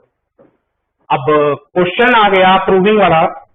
तो ऐसे question में फर्स्ट ऑब्जर्वेशन होएगी, जो चीज हमें प्रूव करनी है उसको देखते हुए। भाई अगर इसको ध्यान से देखें तो बीच में हमारे पास dy by dx आ रहा है, तो इट मीन्स हमें यहाँ पे इसका फर्स्ट ऑर्डर डेरिवेटिव फाइंड करना पड़ेगा। तो डेरिवेटिव करा, log of this का derivative 1 upon root of 1 plus x square minus x by chain rule। If inside the value का डेरिवेटिव क्या आएगा, भाई root of 1 plus x square का डेरिवेटिव क्या आएगा, 1 upon 2 into root of 1 plus x square by chain rule 1 plus x square का derivative 2x minus x का derivative आ गया 1, and this is equal to, इन दोनों पे लगेगा प्रोडक्ट रूल। तो y as it is root of 1 plus x square का derivative 1 upon root of 2 into root of 1 plus x square by chain rule 1 plus x square का derivative 2x plus root of 1 plus x square as it is, and y का derivative आ गया dy by dx। अब यहां पे दिख रहा है ये 2 के साथ ये 2 तो कैंसिल ही हो जाएगा, एंड सिमिलरली यहां से भी हम 2 को कैंसिल कर देते हैं। अब इसको सिंप्लीफाई कर लेते हैं थोड़ा सा, तो ये आ जाएगा मेरे पास 1 upon root of 1 plus x square minus x into, LCM लिया तो ये आ जाएगा मेरे पास root of 1 plus x square, ऊपर आएगा x minus root of 1 plus x square is equal to, ये बन गया xy upon root of 1 plus x square plus root of 1 plus x square into dy by dx। अब ये दिख रहा है ये दोनों क्वांटिटी ये तो सेम ही है, जस्ट डिफरेंस इनमें क्या है, एक माइनस का। तो ये दोनों कैंसिल हो जाएंगी और माइनस यहां पे मैं बाहर लगा देता हूं, ठीक है भाई। जैसे ही यहां से माइनस कॉमन निकालेंगे ये दोनों क्वांटिटी सेम बन जाएंगी, तो दोनों को कैंसिल कर दिया, तो ये आ गया मेरे पास -1 upon root of 1 plus x square is equal to xy upon root of 1 plus x square plus root of 1 plus x square into dy by dx। अब भाई अगर इसको ध्यान से देखें तो dy by dx के साथ मेरे पास 1 plus x square क्वांटिटी पड़ी होनी चाहिए, बट यहां dy by dx के साथ क्या है, root of 1 plus x square। तो मैं इसको 1 plus x square बनाने के लिए इस पूरी की पूरी इक्वेशन को मल्टीप्लाई कर देता हूं root of 1 plus x square से। तो लेफ्ट साइड को मल्टीप्लाई करा तो ये टर्म कैंसिल हो गई और बच गया -1। यहां इसके साथ root of 1 plus x square से मल्टीप्लाई करेंगे तो ये कैंसिल हो गया और बच गया सिर्फ न्यूमिनेटर xy, और यहाँ पे root of 1 plus X square है और एक जो मल्टीप्लाई करा root of 1 plus X square, उससे ये बन जाएगा 1 plus X square into D Y by D X. अब इसको थोड़ा सा ध्यान से देखें तो ये -1 इधर आके बन जाएगा +1 एंड यहां पे आ गया equal to 0 and this is what we have to prove. Next question is if y is equal to this, prove that this is equal to 0। तो प्रूविंग वाला क्वेश्चन है। अगर यहां पे थोड़ा सा ध्यान से देखें तो ऑब्जर्वेशन हो रही है कि हमें यहाँ पे first derivative and second derivative की जरूरत पड़ेगी। तो यहाँ पे सबसे पहले मैं सेकंड ऑर्डर डेरिवेटिव फाइंड कर लेता हूँ। तो सबसे पहले इसका फर्स्ट ऑर्डर डेरिवेटिव फाइंड करा dy बाई dx, तो किसके इक्वल आएगा, दैट इज दो फंक्शन की प्रोडक्ट है तो लगेगा प्रोडक्टिव, तो e raise to power x as it is, इसका डेरिवेटिव आ गया cos x minus sin x plus sin x plus cos x as it is e raise to power x का derivative e raise to power x। तो ये मेरे पास derivative बन जाएगा। अब हमें तो सेकंड डेरिवेटिव तक जाना था, तो एक बार इसका फोर्थ डेरिवेटिव करना पड़ेगा। बट रुको, अगर यहां पे मैं फर्स्ट डेरिवेटिव को देखूं तो ये जो क्वांटिटी है ये तो सेम y ही नहीं बन रही, तो क्यों ना इसको सिंप्लीफाई करके ही लिख लूं। इस क्वांटिटी को मैं y ही लिख लेता हूं, तो इट मीन्स ये क्वांटिटी मेरे पास आ गई इक्वल टू y। अब यहां पे इसका हम डेरिवेटिव कर देते हैं। तो again differentiate with respect to x, तो यहां पे इसका डेरिवेटिव आ जाएगा d square y by D x square equal to, यहां लगेगा प्रोडक्ट रूट, तो e raise to power x as it is, derivative of this that is minus sin x minus cos x plus cos x minus sin x as it is, e raise to power x का derivative e raise to power x and y का derivative आ गया dy by dx। अब भाई दिख रहा है यहां से तो माइनस कॉमन निकल रहा है, तो यहां आ जाएगा sin x plus cos x and again ये क्वांटिटी किसके इक्वल आ रही है, y के। तो मैं फिर से इसको क्या पुट कर देता हूं, इक्वल टू y। तो ये आ गया मेरे पास minus of y plus this plus dy by dx। तो ठीक करके लिख लेते हैं, that is d square y by D x square is equal to minus y plus, रुको एक मिनट, अगर इस क्वांटिटी को देखें तो ये क्वांटिटी मेरे पास फर्स्ट डेरिवेटिव में क्रिएट हो रही थी ये वाली, तो क्यों ना मैं इसी की वैल्यू यहां पे प्लेस कर दूं। ये किसके इक्वल आएगा, that is dy by D x, और ये y इधर आके बन जाएगा माइनस वाई। तो इसके प्लेस पे मैं लिख सकता हूं dy by D x minus y plus dy by D x. तो फाइनली मेरे पास आ गया d square y by D x square equal to minus 2y plus 2 into D Y by D x. Side change करी, d square y by D x square minus 2 into D Y by D x plus 2y is equal to 0 and यही चीज तो हमें prove करनी थी। Yes, next question is show that the lines this and this are intersecting. तो भाई lines अगर हमें शो करना है कि इंटरसेक्टिंग है, तो हम इन दोनों लाइंस की इक्वेशन को साइमल्टेनियसली सोल्व कर लेते हैं।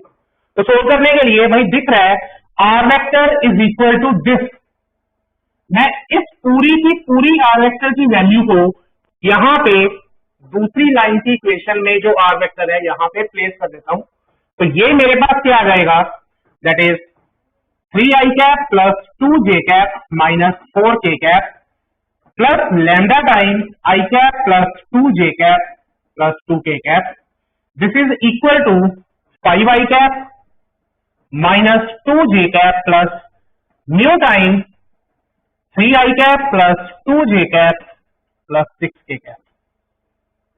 अब अगर इनको ठीक करके लिखें, i cap j cap and k cap की वैल्यूज को कंबाइन कर लेते हैं, तो क्वेश्चन को कंपेयर करते हुए यहां पे क्या आएगा, दैट इज आई कैप का question 3 plus lambda into i cap plus यहां पे आ गया 2 plus 2 lambda j cap plus minus 4 plus 2 lambda k cap is equal to 5 plus 3 mu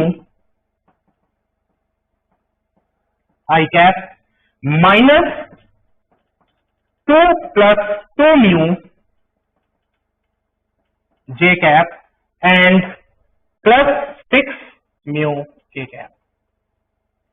अब एक वेक्टर यहां लेफ्ट हैंड साइड में है, एक यहां राइट हैंड साइड में है, तो दो वेक्टर इक्वल कब होंगे? जब कोरस्पोंडिंग कंपोनेंट इक्वल होंगे।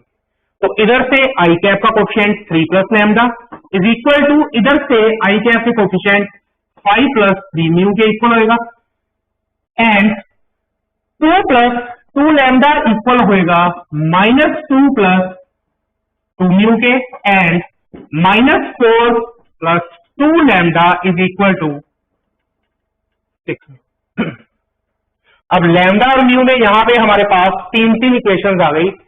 तो किन्हीं भी दोनों को सोल्व करके, सपोज हमें यहां पे फर्स्ट एंड सेकंड को सोल्व करते हैं, यहां से हमें लैम्डा एंड म्यू की वैल्यू मिल जाएगी। अब इस लैम्डा और म्यू की वैल्यू को हम इस थर्ड इक्वेशन में पुट करके चेक कर लेंगे क्या ये लैम्डा और म्यू इसको सेटिस्फाई कर रहे हैं। एंड इस केस में लैम्डा और म्यू इस थर्ड इक्वेशन को सेटिस्फाई कर जाएंगे। तो इसका क्या मतलब हुआ? Means these two lines are intersecting. Yes, next question is, out of 30 honest persons, 20 always speak truth. 2 persons are selected at random from the group. Find the probability distribution of the number of selected person who speaks truth. तो probability distribution बनाना है, तो सबसे पहले हम random variable लिख लेते हैं, that is number of persons who speaks truth. And इस x की क्या क्या वैल्यूज हो सकती हैं? भाई 2 पर्सन को सिलेक्ट करा गया है। अब ये भी हो सकता है कि उनमें से एक भी पर्सन ट्रुथ ना बोले, मीन्स 0। ये भी हो सकता है एक पर्सन ट्रुथ बोले या फिर दोनों के दोनों ट्रुथ बोले, मीन्स x की पॉसिबिलिटीज 0, 1 एंड 2। अब अगर मैं इन x की वैल्यूज को के साथ में इनकी कोरेस्पोंडिंग प्रोबेबिलिटीज लिख दूं, that is the probability distribution. तो सबसे पहले हम इनकी प्रोबेबिलिटीज फाइंड करते हैं। Probability of x is equal to 0 means जो 2 पर्सन सिलेक्ट करे उनमें से कोई भी ट्रुथ नहीं बोलता। तो सबसे पहले तो टोटल नंबर ऑफ केसेस, भाई टोटल 30 पर्सन थे, 2 पर्सन को सिलेक्ट करा गया, तो 30 में से 2 पर्सन को सिलेक्ट करने के number of ways that is 32। अब फेवरेबल, भाई कोई भी ट्रुथ नहीं बोल रहा, मतलब जो 2 पर्सन सिलेक्ट करे दोनों के दोनों कौन से हैं जो ट्रुथ नहीं बोलते। अब टोटल 30% से 20 जो थे वो ट्रुथ बोलते हैं, जो नहीं बोलते वो कितने पर्सन हैं? 10। इट मीन्स यहां से 2 पर्सन इस ग्रुप में से करे गए हैं जो 10 पर्सन का ग्रुप है, मीन्स 10C2। और जैसे इसको सोल्व करेंगे, this is equal to 45/435। Similarly probability of x is equal to 1 find कर लेते हैं। अब x is equal to 1 means जो 2 पर्सन को सिलेक्ट किया उनमें से एक पर्सन ट्रुथ बोलता है, तो इट मीन्स एक पर्सन ट्रुथ नहीं बोलता। टोटल तो वही रहेंगे, दैट इज 30C2। तो एक पर्सन ट्रुथ बोलता है, वहां करा गया है 20 में से, तो 20C1। इसके कोरेस्पोंडिंग जो दूसरा पर्सन है वो कहां से सिलेक्ट करा गया? बाकी के 10 पर्सन में से, means 10C1 and that is equal to 200/435।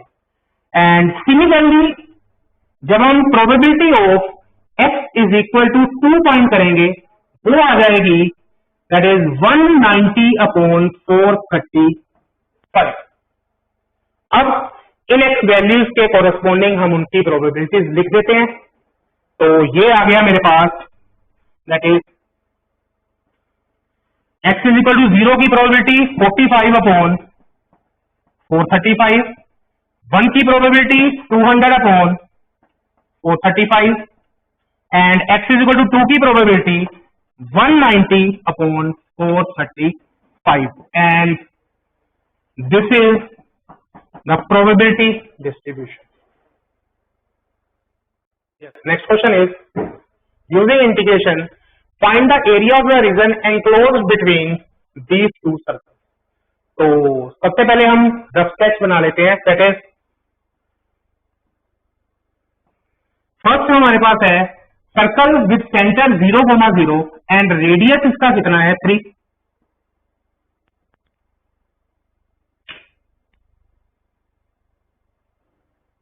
And second one circle with centre 3,0 with radius 3.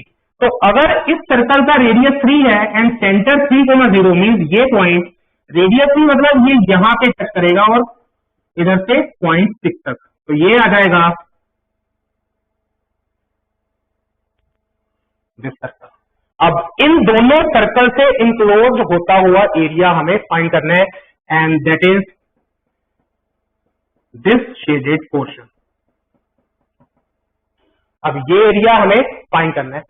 चलो अब अगर थोड़ा ध्यान से देखें तो ये जो शेडेड पोर्शन है ये एक्स एक्सिस के अबाउट सिमेट्रिक है. मतलब जितना ये एक्स एक्सिस के नीचे है उतना ही एक्स एक्सिस के ऊपर. तो क्यों ना मैं इसका एक पार्ट का एरिया फाइंड कर लूं और पूरा फाइंड करने के लिए उसी एरिया को 2 से मल्टीप्लाई कर दूं. तो हम सिर्फ इस एक्स एक्सिस के ऊपर वाला ये जो एरिया है वो फाइंड कर लेते हैं. तो अब एरिया कहां से कहां तक है फ्रॉम 0 to 3. बट अगर यहां पे ध्यान से देखें तो इस पॉइंट पे आके कर्व हमारी चेंज हो रही है. तो यहां पे हम एक परपेंडिकुलर ड्रॉ कर लेते हैं. तो देखते हैं कि ये कौन सा पॉइंट है. अब ये पॉइंट कौन सा होगा that is x coordinate of this point of intersection of these two circles. तो इन दोनों सर्कल्स का पॉइंट ऑफ इंटरसेक्शन निकालते हैं. तो यहां से मैं वाई स्क्वायर की वैल्यू निकाल के इधर पुट कर देता हूं. तो ये बन जाएगा x minus 3 whole square plus y square की वैल्यू यहां से क्या आ जाएगी 9 minus x square is equal to 9. ये 9 के साथ 9 को कैंसल.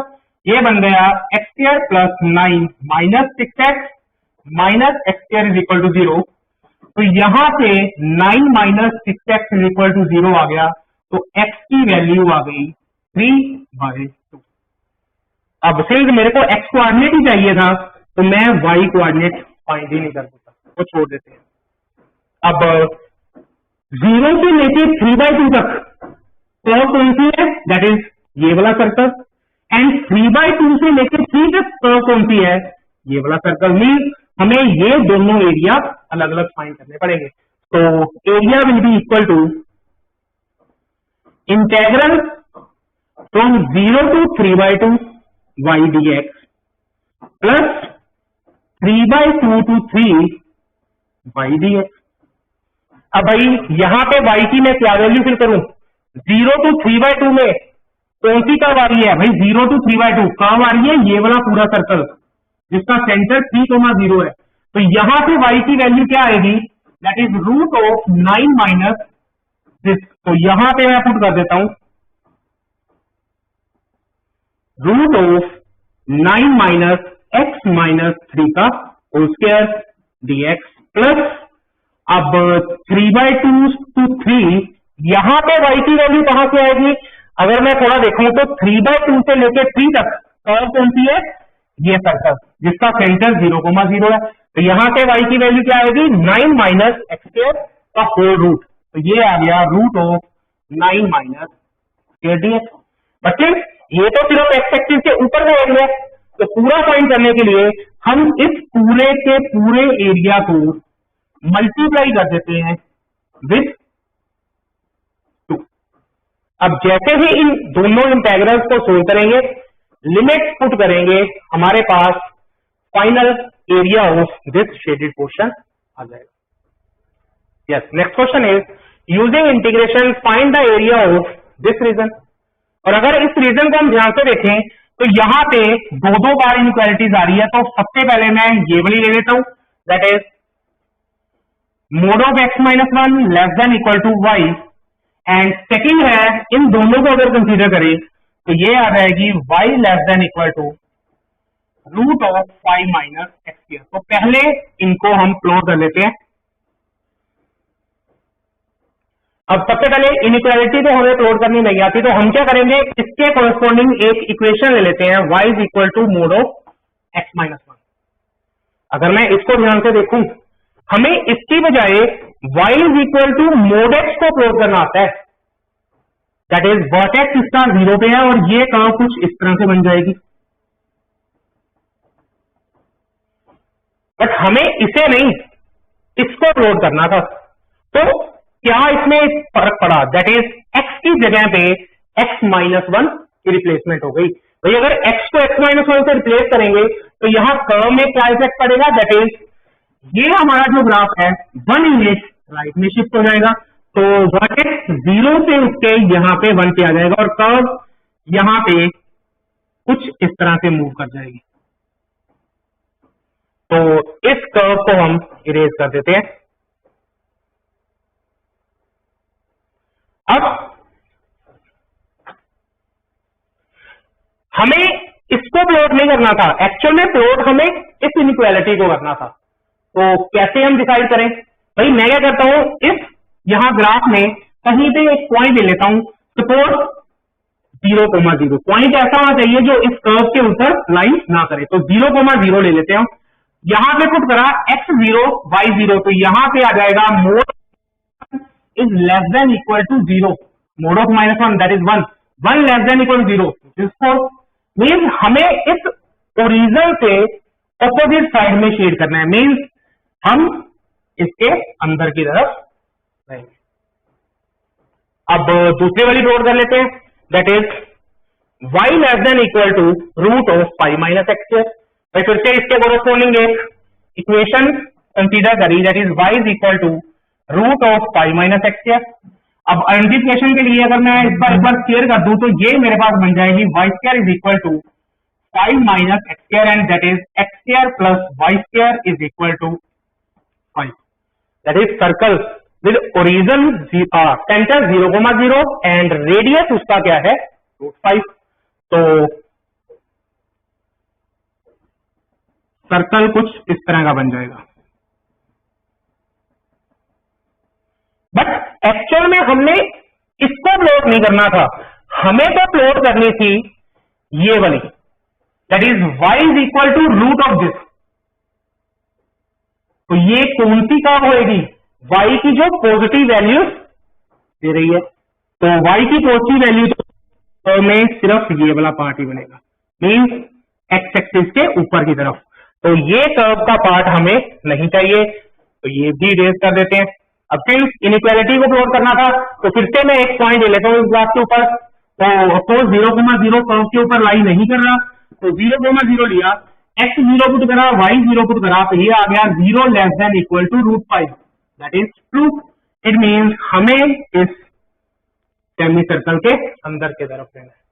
तो सेमी सर्कल के अंदर की तरफ रहना है और इसके बाहर की तरफ रहना है, ऊपर की तरफ। तो कौन सा शेड होएगा, दैट इज ये वाला।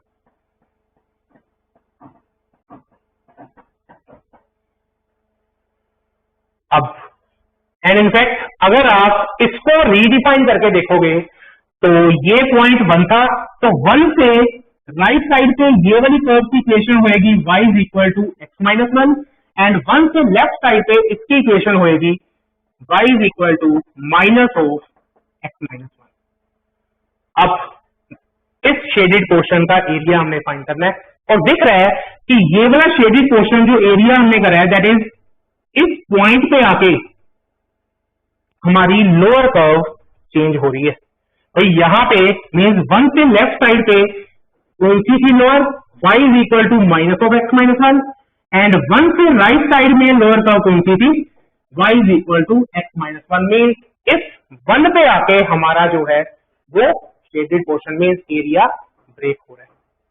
तो इट मीन्स एरिया किसके इक्वल होएगा, that is from this point to this point, but from this to 1 हम अलग से फाइंड करेंगे and from 1 to this point अलग से फाइंड करेंगे। अब अगर ये दोनों पॉइंट मिल जाए तो मैं एरिया इंटेग्रल लिख सकता हूं। तो ये पॉइंट कौन से पॉइंट होंगे, that are point of intersection of circle and this line.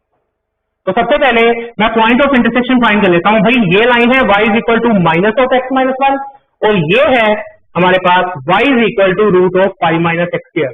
तो करने के लिए मैं यहां से y की वैल्यू उठा के यहां पे प्लॉट कर देता हूं। ये आ गई मेरे पास minus of x minus one is equal to root of five minus x square. तो सिंप्लीफाई करा, अफकोर्स स्क्वायरिंग कर देते हैं एक बार, तो ये आ जाएगा x minus one whole square is equal to five minus x square. तो ये आ गया x square plus one minus two x is equal to five minus x square. तो यहां पे ये आ जाएगा two x square minus two x minus four is equal to zero. Two से डिवाइड करा तो x square minus x minus two is equal to zero. तो अगर देखिए फैक्टर्स बन रहे हैं, ऐड और सब्ट्रैक्ट करके बनना चाहिए माइनस वन एंड मल्टीप्लाई करके बनना चाहिए माइनस टू। तो फैक्टर्स क्या बन गए, that is x minus two into x plus one is equal to zero. तो x की वैल्यूज आ गई दैट इज टू और माइनस वन। अब ये वाला x की वैल्यू टू तो हो ही नहीं सकती, तो ये है माइनस वन। अब सिर्फ हमें ये भी पॉइंट निकालना है, तो उसके लिए हम y is equal to x minus one and इसका पॉइंट ऑफ इंटरसेक्शन निकाल लेंगे। तो दोनों को कंपेयर करा, y की वैल्यू यहां प्लॉट करी, तो ये आ गया x minus one is equal to root of five minus x square. तो ये आ गया आपका squaring x minus one whole square is equal to five minus x square. तो x square plus one minus two x is equal to five minus x square. तो that is two x square minus two x minus four is equal to zero. और यहां से हमारे पास same equation ही बन गई। तो x की value यहां से कितनी आ जाएगी, that is two and minus one.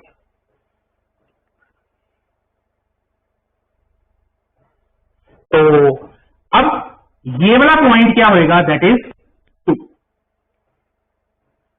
तो एरिया 50 को लाएगा, that is integral from minus one to one,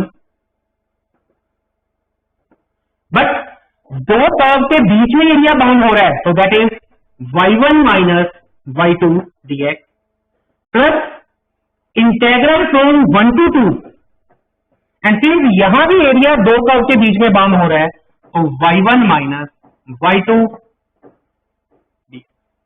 अब यहां पे फिल कर देते हैं, तो माइनस वन से वन के बीच में अगर देखें तो y1 मीन्स अपर कर्व, इसमें अपर कर्व कहां से आ रही है, that is from semi circle. तो y की वैल्यू है root of five minus x square minus of y2 इस एरिया में लोअर कर्व, तो लोअर कर्व है ये वाली line, y is equal to minus of x minus one.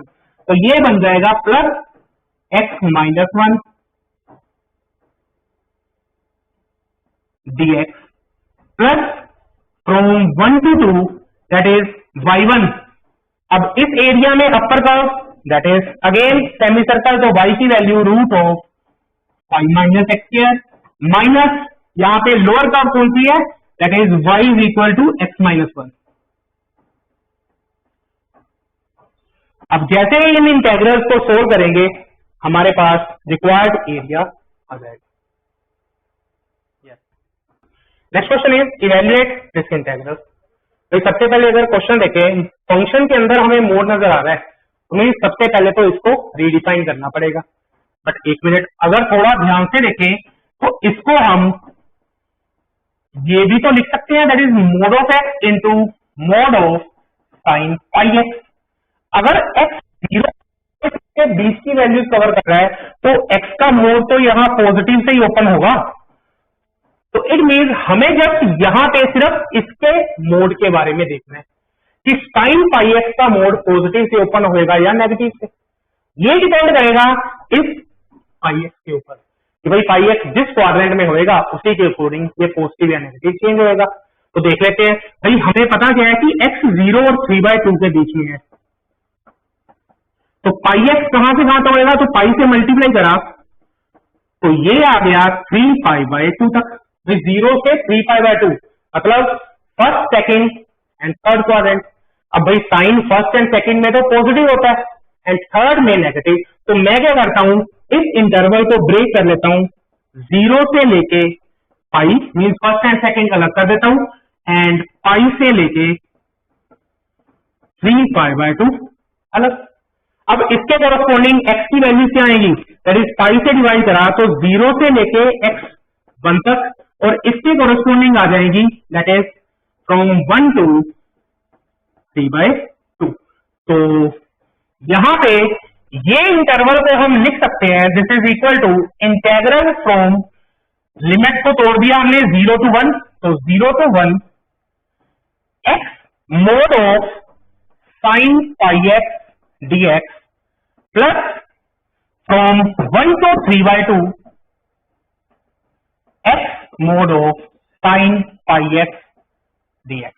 अब 0 to 1 में मोड ओपन कैसे होएगा भाई, 0 to 1 में πx लाई करेगा 0 से पाई के बीच में, मतलब फर्स्ट एंड सेकंड क्वाड्रेंट में। तो फर्स्ट और सेकंड में साइन होएगा पॉजिटिव, तो mod open with positive sign.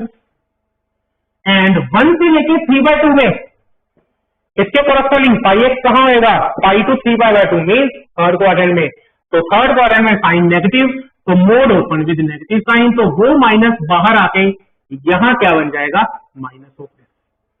बस अब क्वेश्चन में कुछ नहीं रहा, जस्ट दो फंक्शन की प्रोडक्ट है, एंड बाय पार्ट के मेथड से हम इसको बड़े ही इजी वे में सोल्व कर सकते हैं, एंड फाइनली लिमिट्स को भी पुट कर सकते हैं।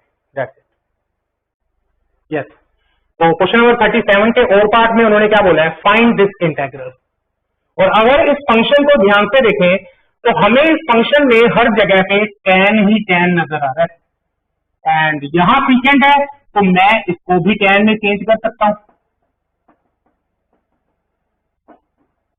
कैसे भाई, सीकेंड स्क्वायर तो क्या लिख सकते हैं, 1 + tan स्क्वायर, तो ये बन जाएगा tan स्क्वायर x प्लस 1 यहां से आया और 3a दैट इज +4। अब भाई सारे फंक्शन में tan ही tan नजर आ रहा है, इतना बढ़िया होता अगर साथ में उसका डेरिवेटिव यहां न्यूमिनेटर में पड़ा होता tan का, मींस सीकेंड स्क्वायर।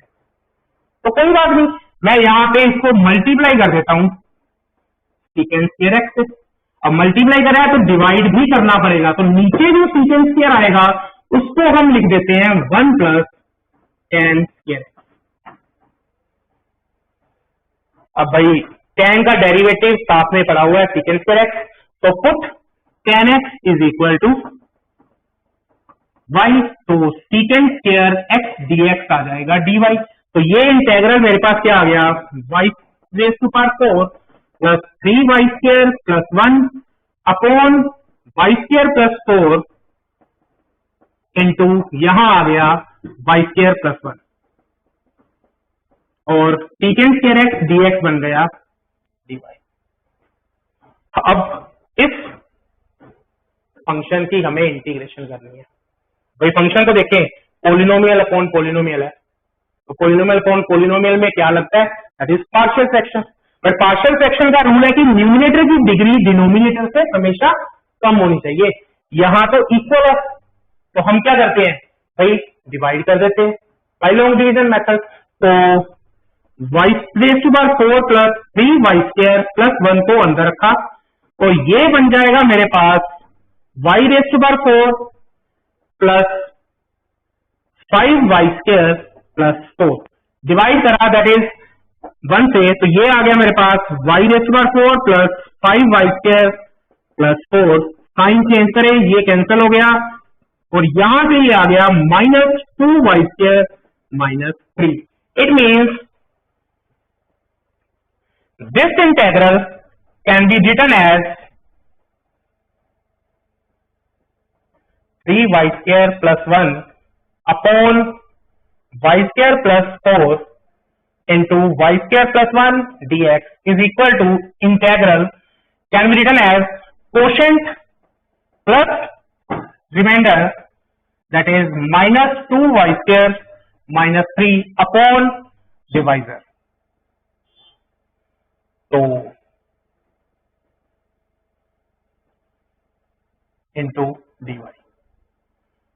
अब 1 की इंटीग्रेशन तो हम कर लेंगे, और ये वाला भाई अगर थोड़ा ध्यान से देखें, ये जो डिनोमिनेटर है इसको तो मैं क्या लिख सकता हूं, that is y² + 4 y² + 1।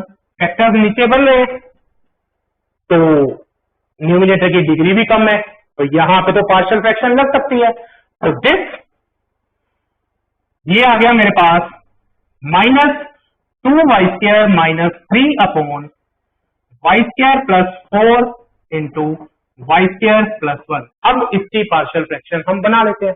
But अगर थोड़ा ध्यान से देखें, सारे फंक्शन में मेरे पास यहाँ y² ही y² नजर आ रहा है, तो मैं एक बार इजीनेस के लिए y² को z रख लेता हूं।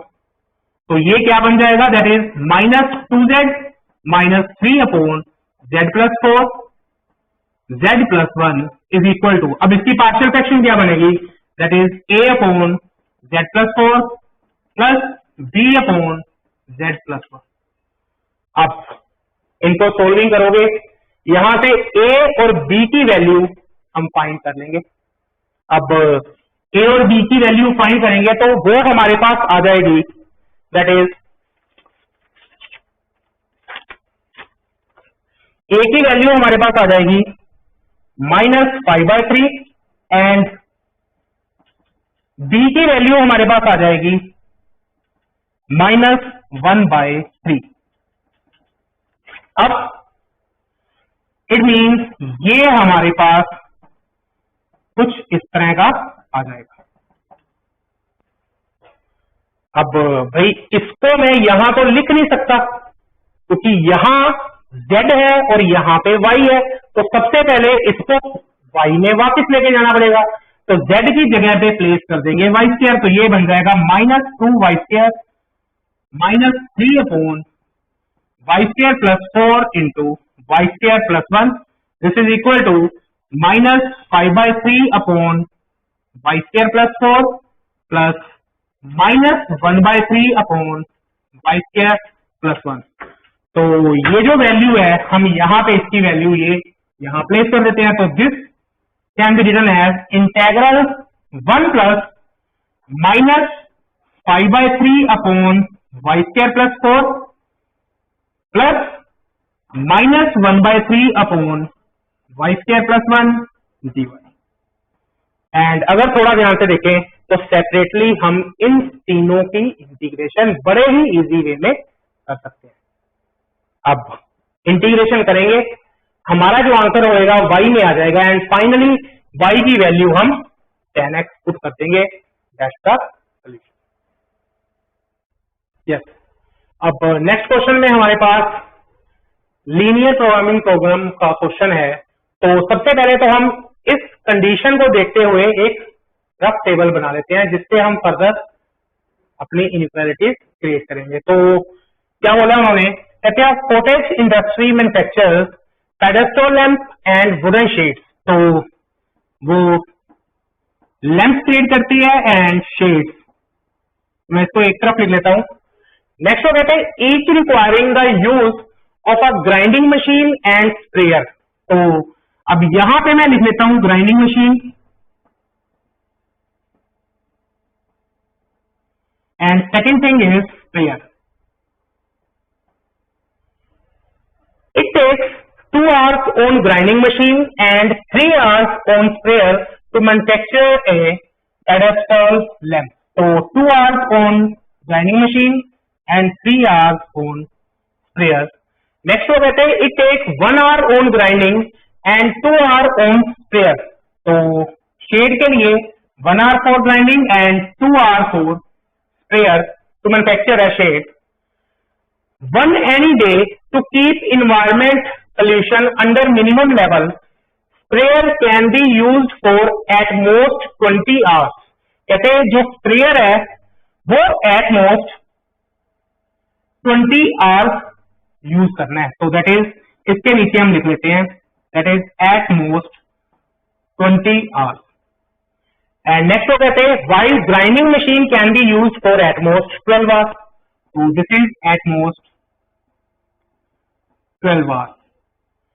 The profit from selling pedestal lamps is ₹50. कहते हैं लैंप से कितना प्रॉफिट आता है, that is ₹50 and from selling shade is ₹30। तो शेड से प्रॉफिट आता है that is ₹30। assuming that it can sell all that it produces, how should he schedule its daily production to maximize profit, make it an LPP and solve it graphically? तो अब इसको देखते हुए हम एक फॉर्मेशन कर लेते हैं। तो सबसे पहले हम किसकी फॉर्मेशन करेंगे, that is our objective function. तो सबसे पहले तो ऑब्जेक्टिव फंक्शन के लिए उन्होंने क्या बोला है, that is to maximise his profit, मतलब हमने मैक्सिमाइज किसको करना है, प्रॉफिट को। तो that is z is equal to, अब सबसे पहले तो उन्होंने क्या बोला है, assuming that it can sell all that it produces, how should he schedule its daily production. तो मान लेते हैं कि वो रोज जो प्रोडक्शन कर रहा है वो लेंथ की कर रहा है, that is x unit, and shade की कर रहा है, दैट इज वाई यूनिट। अब अगर हमें प्रॉफिट फंक्शन फाइंड करना है, तो अगर एक शेड एक जो लेंथ है उसके ऊपर उसको प्रॉफिट मिलता है 50 रुपीज का, तो एक्स यूनिट के ऊपर कितना प्रॉफिट मिलेगा, that is 50 into x. And similarly एक शेड के ऊपर 30 का प्रॉफिट है, तो वाई शेड के ऊपर प्रॉफिट होएगा 30y, and total profit is 50x plus 30y। Next, अब इसको मैक्सिमाइज करने के लिए साथ में हमें कंस्ट्रेंट्स भी चाहिए जो इनइक्वालिटीज है। तो उसके लिए भाई एक लैंप को प्रोड्यूस करने के लिए हमारे पास ग्राइंडिंग 2 आवर एंड शेड के लिए 1 आवर। तो अगर एक लैंप को प्रोड्यूस करने के लिए ग्राइंडिंग मशीन 2 आवर चलती है, तो एक्स को प्रोड्यूस करने के लिए कितना चलेगी, दैट इज 2x। अगर एक शेड प्रोड्यूस करने के लिए 1 आवर चलती है, y को प्रोड्यूस करने के लिए कितना चलेगी, 1y, and total is 2x plus y। This total time is at most 12 hour, means यहाँ तो 12 या 12 से कम, तो this is less than equal to 12। And similarly यहां से हमारे पास आ जाएगी 3x plus 2y less than equal to 20, तो ये आ गई 3x plus 2y less than equal to 20। And in fact x and y क्या है, number of length and shade, वो पॉजिटिव ही होंगे, तो साथ में x greater than equal to 0 and y greater than equal to 0। अब इनको देखते हुए हमने सारे का सारा एलपीपी की फॉर्मेशन तो कर ली, अब ग्राफिकली इसको हमें सोल्व भी करना है। तो जैसे ही हम इन इक्वालिटीज को देखते हुए इनको ग्राफ के ऊपर प्लॉट करेंगे, तो हमारे पास कुछ शेडेड पोर्शन इस तरह का बन जाएगा। अब भाई हमें पता क्या है कि z की मैक्सिमम हो चाहे मिनिमम वैल्यू हो, वो हमें मिलेगी कहां पे, इस शेडेड पोर्शन के कॉर्नर पॉइंट पे। तो सबसे पहले हम कॉर्नर पॉइंट लिख लेते हैं, दैट इज फर्स्ट हमारा a पॉइंट है, that is 0,0, second b point है, दैट इज 6,0, c पॉइंट है हमारे पास 4,4, जो हमें इन दोनों लाइंस के पॉइंट ऑफ इंटरसेक्शन से मिला है, एंड थर्ड इज 0,10। अब z की वैल्यू हमारे पास क्या है, 50x प्लस 30y, तो एट 0,0 z आ जाएगा इक्वल टू 0।